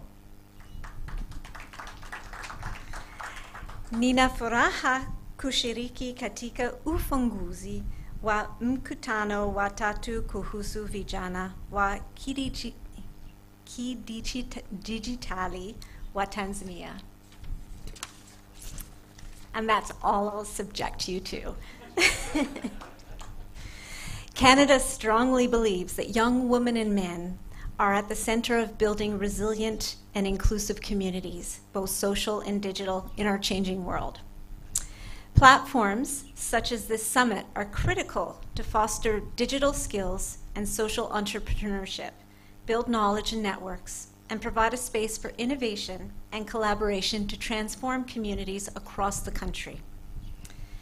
At times like this, where the COVID-19 pandemic has spurred changes in all spheres of life, in interactions at work, business operations, and community connections, we have been forced to adapt and as a result are increasingly relying on digital space. Now there's one interesting statistic I'd like to share. According to the Tanzanian Communication Regulatory Authority, from December 2020 to June 2021, there was an increase of almost 1 million internet users in just a short 6-month period. This demonstrates the speed at which Tanzania is changing. And with any change comes opportunity. And youth are at the center of this opportunity. As the world shifts to digital space and ICT, we've witnessed a growing number of young tech innovators emerge with novel solutions and applications to address new global and local needs. In this changing climate, the work of DOT Tanzania with youth is more timely than ever, and Canada is so proud to support programs such as the Dare to Shift project with DOT, through which we've witnessed transformation of youth who are developing knowledge and skills to become social innovators, community leaders, and social entrepreneurs. This project is developing digital skills for youth who are now champions of digital literacy and supporting their peers and communities through learning hubs in their local communities. Dare to Shift is also providing solutions to the ongoing challenge of youth unemployment by offering digital jobs and enhancing digital business opportunities. Our partnership with DOT aligns with Canada's feminist international assistance policy, ensuring that programs equally engage young women and other disadvantaged groups to meaningfully participate in the social and economic development of their communities. We're proud to champion women's participation in the digital space and support their voices, innovative ideas, and entrepreneurship in all aspects of the digital ecosystem. I understand that there are over 1,000 youth taking part in this summit with equal participation of young women and men. This is very much welcome, and it's a testament to the enthusiasm and contribution of both young women and men in the digital space.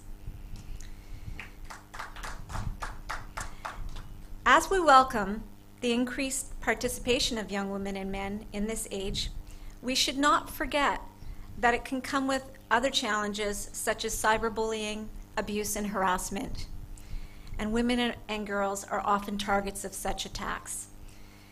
Platforms like this summit pave the way for exploring better strategies, policies, and collaborations to address these challenges, remove barriers to gender equality, and improve opportunities for women and girls, participants and creators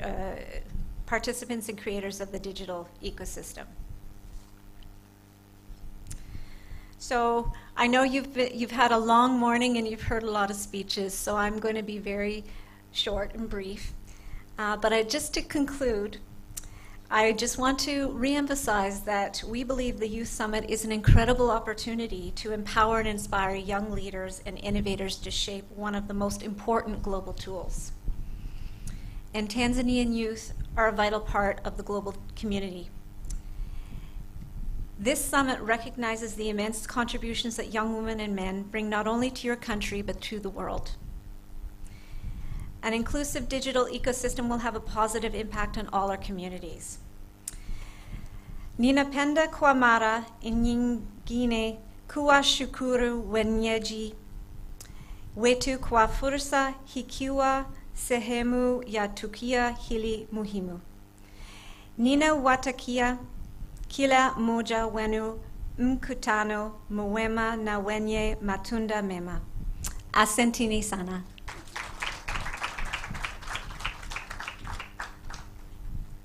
Thank you so much, Helen.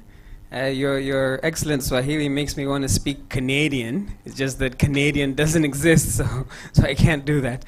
I'm going to welcome to up here Mary McCarthy, the Deputy Head of Development Corporation from the Embassy of Ireland. Karibu sana, Mary. Impress us with some Irish, please.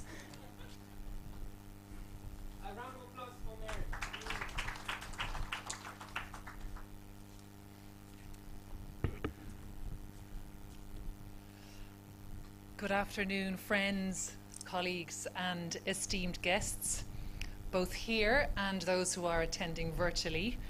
I'm afraid I will not impress you nearly as much as my Canadian colleague with my minimal Kiswahili, which I have just started learning, having arrived in your beautiful country 3 weeks ago. Please let me start by congratulating Digital Opportunity Trust, the ICT Commission, and indeed everyone who has participated in making this summit possible.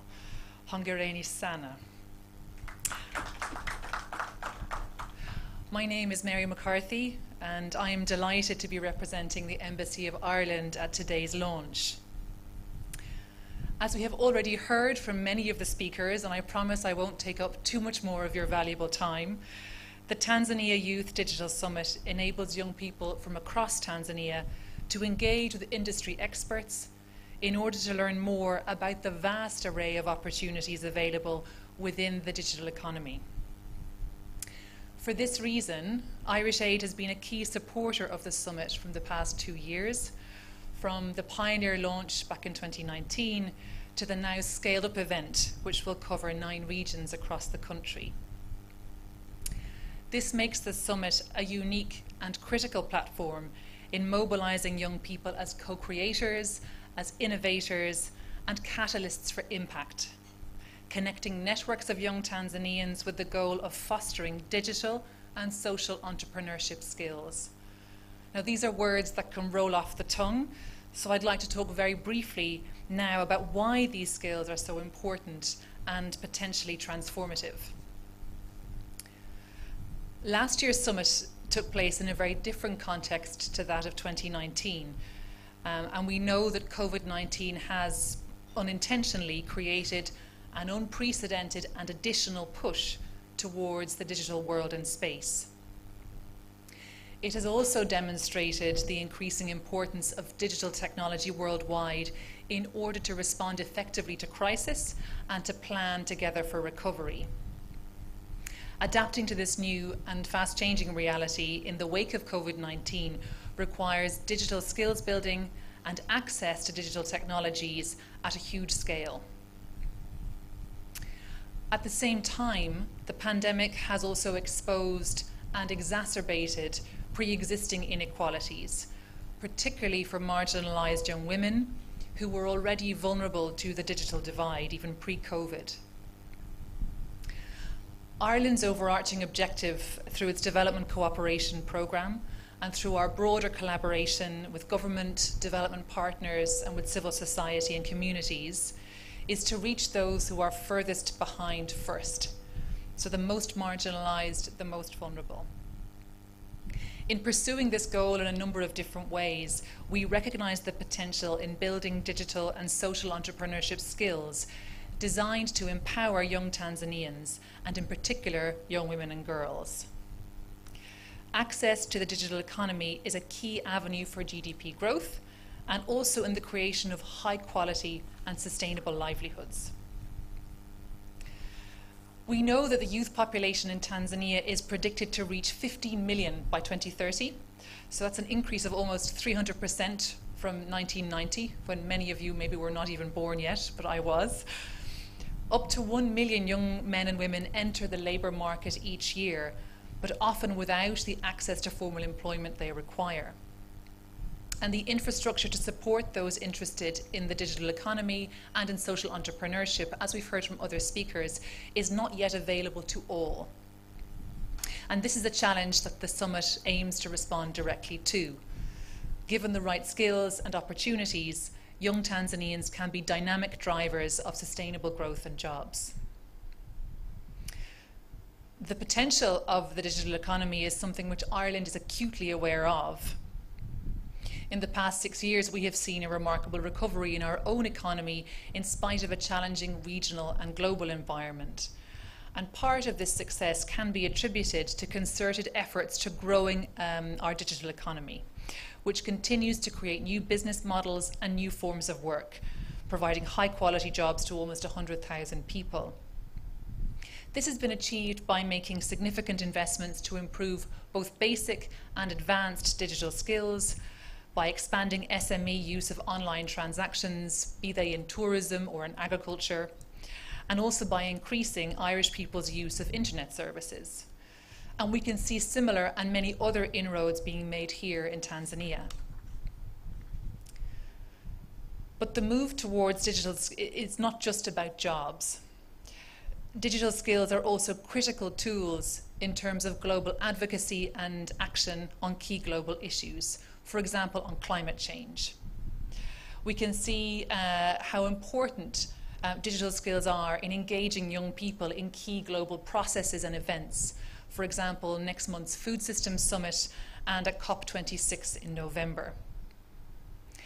There are 1.2 billion young people between the ages of 15 and 24 in the world today, accounting for around 15% of the global population. Imagine what they can achieve equipped to the right combination of digital, social entrepreneurship, and advocacy skills. And imagine the benefits that these young people can accrue for their communities and the social capital that they can generate. The potential positive impact is enormous. I'd like to conclude that in our efforts to create opportunities for these young people that we are all engaged in some way or another, we need to remember, as other speakers have flagged very clearly, the central importance of ensuring that women are included in and benefit from Tanzania's digital economy. We know, as Sharon Rose indicated at the beginning, that sometimes women and girls face barriers to engaging in this economy, perhaps constrained by traditional gender norms or overlooked for skills training because of our gender. For example, women must sometimes overcome stereotypes about their abilities and suitability to work in the technology sector. It is paramount, therefore, that all stakeholders here today, with an interest in ensuring that Tanzania reaps the benefits of the digital economy, keep the empowerment of women and girls at the forefront of our minds at all times. Let me conclude here by congratulating DOT and the ICT Commission once again on an extremely exciting launch, and to all of you who make up this community of change, in particular the young innovators and critical thinkers in this room and who are watching online. I would like to wish you all the very best for a dynamic and productive summit. Asanteni sana.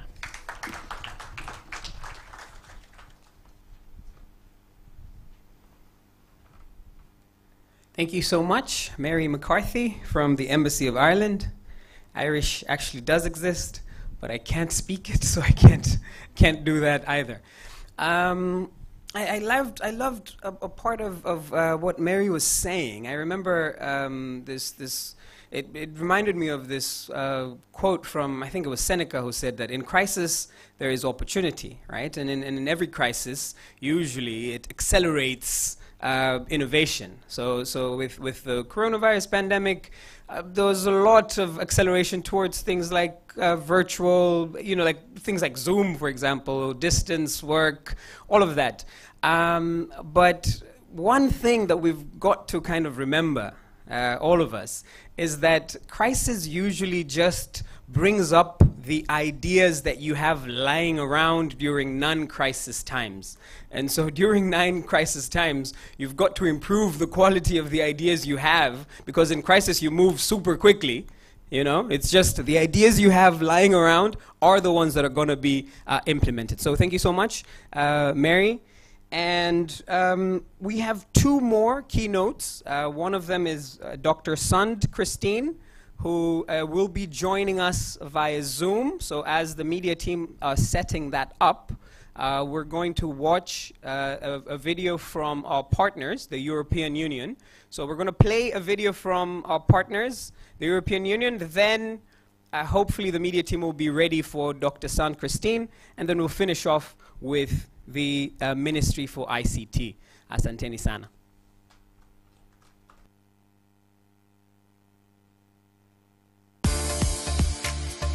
The EU puts digital and youth first. Together with Team Europe, we imagine a future that is green, digital, just, and resilient. The EU puts digital and youth first. Together with Team Europe, we imagine a future that is green, digital, just, and resilient. We want to ensure that technology works for the people. We are putting people first and are making the digital transformation a core part of our partnership. We promote digital ecosystem dialogues to share ideas and find solutions. With the youth in Tanzania, we can unleash the potential of digitalization and boost skills for youth employment and entrepreneurship. We want to develop digital skills for all. Together, we can build digital bridges to the future. Pamoja tunaweza.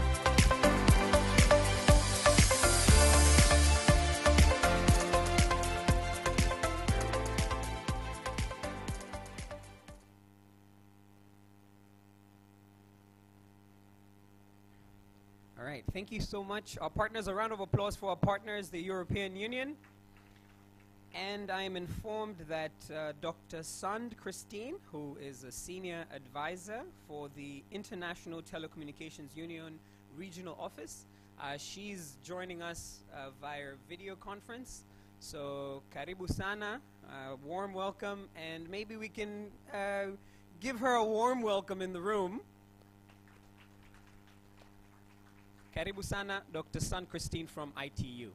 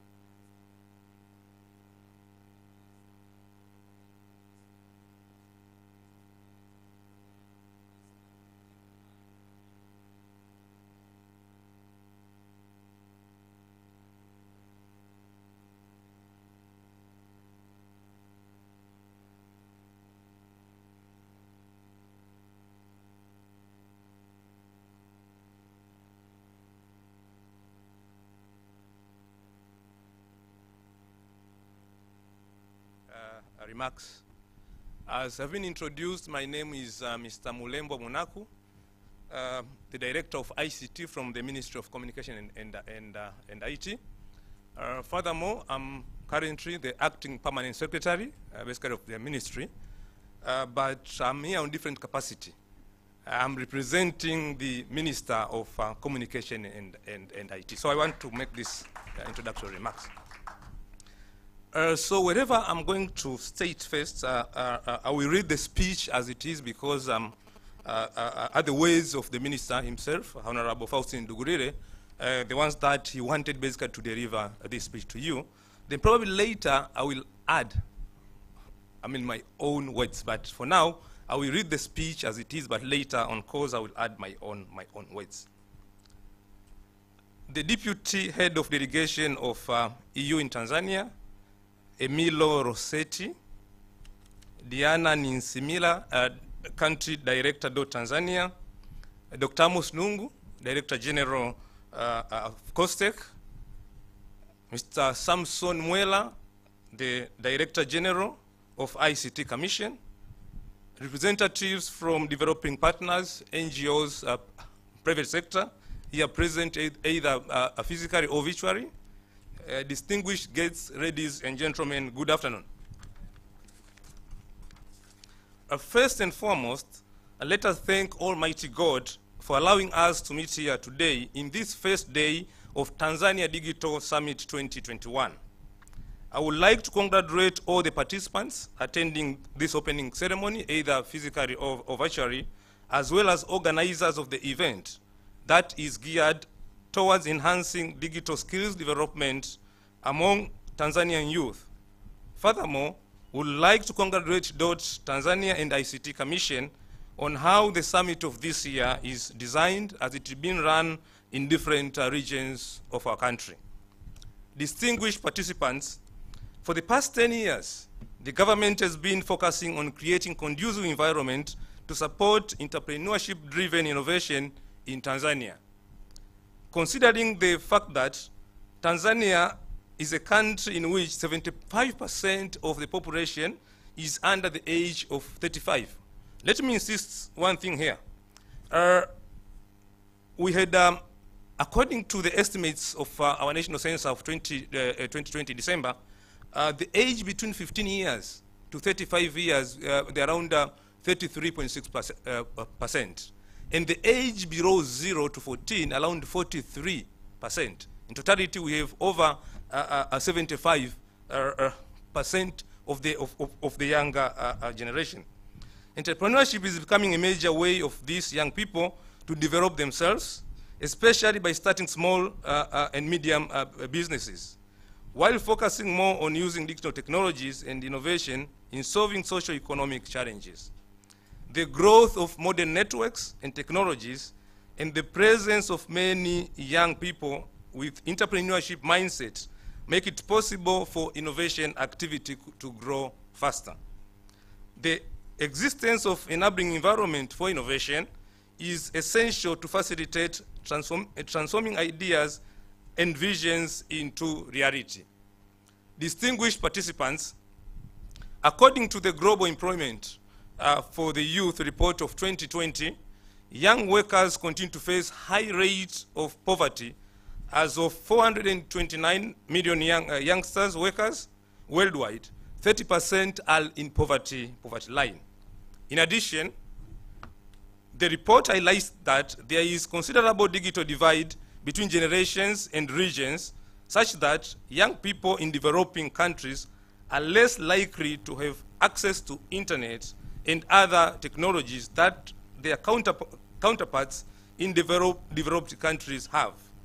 In Tanzania, for example, just 30% of those in the age of 18 to 35 age group report using the internet and or owning a smartphone, compared to over 90% in several advanced economies. Dear participants, in this recognizant and in the national context, as well as in recognition of the scale of unemployment and in the potential impacts, During the year 2016 to 2019, the government, in collaboration with other stakeholders, has implemented employment creation policies, programs, and projects to empower youth in terms of wage employment and self-employment. This includes increased resources allocation towards capital, loans for youth, women's and people with disability.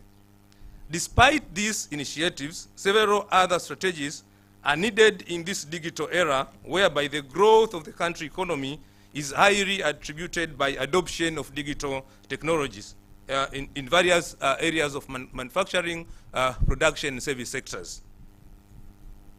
It is evident that the current fourth industrial revolution is influenced by adoption of advanced digital technologies, increased innovative capabilities, and population growth causes increased demand for adoption of ICT in growing economies and social activities.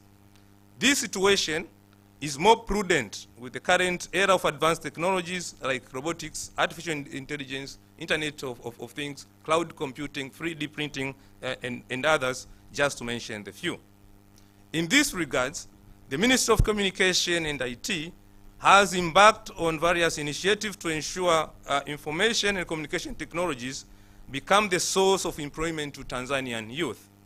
This is in line as well with other national targets as stipulated in various instruments like the third five-year development plan that was launched in July 2021 that calls the development of science, technology, and innovation in targeting the job creation potential for the population, especially for youth. In line with this, the government has formulated various policies and strategies for ensuring that the future ICT and youth digital needs are met. This includes the National ICT Policy of 2016 that emphasized on application of ICT for job creation, the National Cyber Security Strategy of 2018, which focuses, among other things, in the ensure safety cyberspace, hence securing online businesses that could be used by youth for income generation. And for this, I want to say that as a country on the cyberspace, we've made remarkable efforts because according to the ITU assessment of 2020, the country ranked the second among the best African countries, from the position number 6 of 2018, and furthermore, it ranked the best in the world, number 37, from 59 position of 2018. So their development around the country is making progress. In addition, businesses need to have robust ICT infrastructure, whereby the ministry have deployed the national ICT backbone infrastructure that covers all regions, and also it connects with all neighboring countries, Kenya, Uganda, Rwanda, Burundi, Malawi, basically, and others.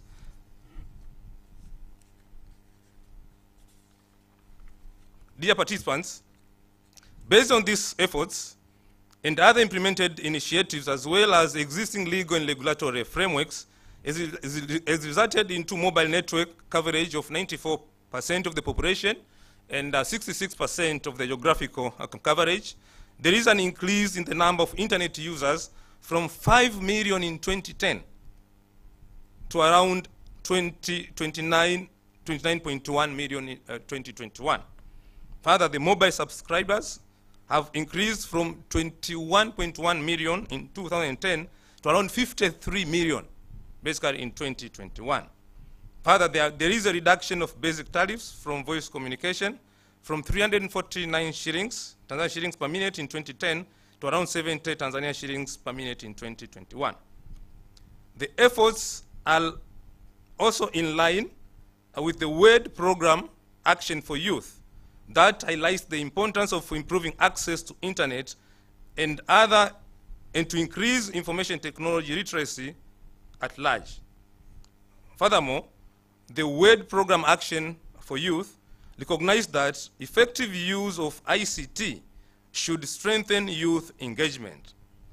For young people, access to information means better access to markets, trainings, pursue careers, and increase participation in political processes and recognition of the youth as a responsible citizen in today's society. Youth entrepreneurship, which is facilitated by access to technology, the internet and information, is fast and being positioned as the solution for youth employment. Dear participants, in recognizing the potentials of ICT in development, especially for youth, on 19th August, that was last week, the government signed an agreement with the World Bank basically to support the Digital Tanzania project. The project worth around $150 million US dollars, and to be implemented in phases. The first initial phase of period of 5 years, then after it will be extended to another duration of around 5 years. Now, the project, among other areas, it focuses on support ICT infrastructure improvement. As you've listened from the previous presentation, that the infrastructure basically is key basically to support youth. So the project also supports infrastructure development, aiming at ensuring that the country is connected, but we didn't have answers. 3 months, every day we met, but we didn't have answers. Then later, down the line, somebody told us, why can't we visit the KSMC, the KSMC, the hospital, KSMC, and we go there and find something that we can do to assist the medical part. We just went to KSMC. When we went there, we came to find a situation whereby the premature born babies by then were just put in a room that has been heated because of the limitation that they have by then of the incubators, basically, for premature born babies. So we say that now this might be our project. We are going probably to create an incubator to assist the premature born baby. By then, they had only I think only two machines. That by then they cost around 3 million. By then 3 million. It was really expensive basically for the hospital basically to manage. So we went back to say that now this will be our project. So we started now to think on ideas on how best we can make this project reality. We took another 3 months just discussing how to do it. 3 months discussing, we met every day, discussing how to do it. But later, down the line, one of our members that was coming from Kagera region told us, but I had an experience. I had an experience on this. In our area, he was just saying, in our area, the premature animals, basically we are creating like a sort of a cage, an iron made, by which we put them inside. Then they put hot water surrounding basically for heat creation. So we said that it is better now we can transform this idea basically to try to map this wherever into the environment that we want. So we find the source of heat, we put electricity, we find might. So we create something. Then after another 6 months, it means that since we started, we took 1 year, we managed to create an instrument. So when we finalize and we test everything, the temperatures and everything, we say that now we were supposed to take this to KSMC. But the question was, we have not tested. If we send it to KSMC, if a child dies, who will be responsible? So fears. Now we enter into fears. Who will be responsible? So we debated like for around 3 weeks whether we should take the instrument to KSMC or not. But finally, one of the colleagues said that, can't we find an animal, whether a rat or whatever, then we enter and test. A premature rat, we test whether. But we say that, no. If a rat and a human being, basically they're quite different. So if we test by using an animal, it might be an adequate kind of a test. But later we make a decision that let us take an instrument to KSMC. Now it will be up to them. If something happens, they will be also responsible. Now we went to KSMC. We told them that at least now we are finalized, we've got a product. This is the incubator. I do remember the doctors had the morning session. Every day they have a morning session. So as they call us, by then we were students. They call us into the morning session basically to explain what we have done. We were a little bit worried. Now, what will happen if They put a child in, then a child dies. But we put courage on ourselves, say that, let us go. We went in front, then we explained about the product, then they started ask us questions. The first question was, why we painted it the color white. Why did you paint color white? Of course, it was simple, because by then we are studying physics, chemistry, so it's simple. Color white, it reflects heat, okay? Color black absorbs, because that's the reason. The other question that they ask, are you sure the paint that you have used had no effect on the health of the child? It was a very difficult question. The answer that we gave them, that was beyond our scope. Now it is your turn now, doctors, because you've studied biology, to test that. Then they accepted the incubator. Then after around 3 months' time, they call us. They told us that the instrument worked. The third baby basically passed through the instrument. Now, I brought this story here because of some issues that they raised during morning sessions. Probably by this point of time, I was supposed to be a billionaire. Probably. I was supposed to do somebody manufacturing the incubator, exporting outside the country. Probably. But I'm not. The question is, what went wrong? By then I was a student. Then later, when I went to university, I said that probably let me revive my idea. I wanted to go to SIDO by then. But I didn't have connections going to SIDO. I didn't have capital. I didn't have any. Summit 2021 is officially open. Thank you very much for your attention.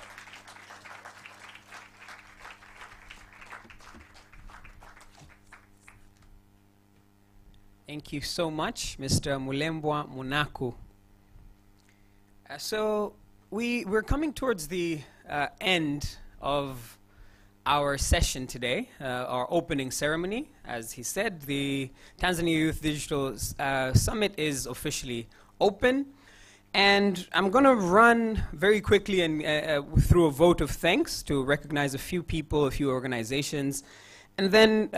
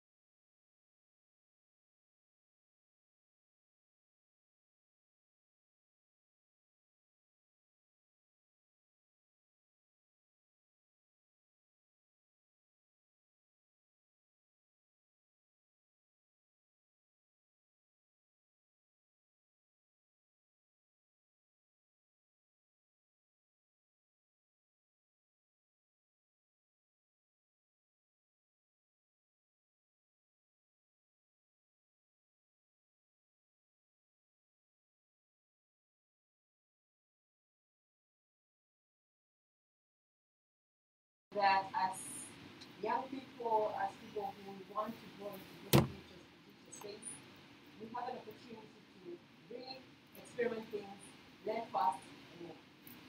Thank you.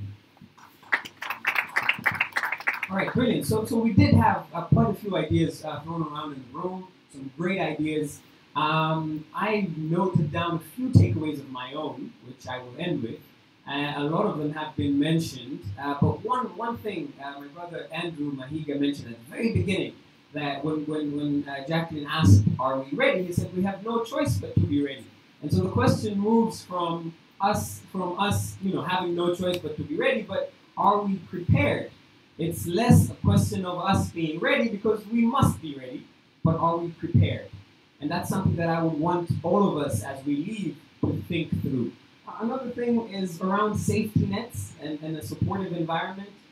We talked a lot about how all these big technologies, all these different people that we see had some form of safety net that they could land on. And I love the fact that we have the sponsors and the partners and the ministry here, because they do provide that safety net for us. And as my brother said there, that the time to start is now. You could spend time complaining about what you don't have and how your environment can't support you, or you could start with what you have and start where you are. And then finally, ideas, all the great ideas that we have in this room, they're one thing, but unimplemented ideas are nothing. Execution is everything. Ideas are cheap and everybody has them, right? But execution is what separates the masters from the disasters. Execution is everything. So action is greater than anything that isn't action.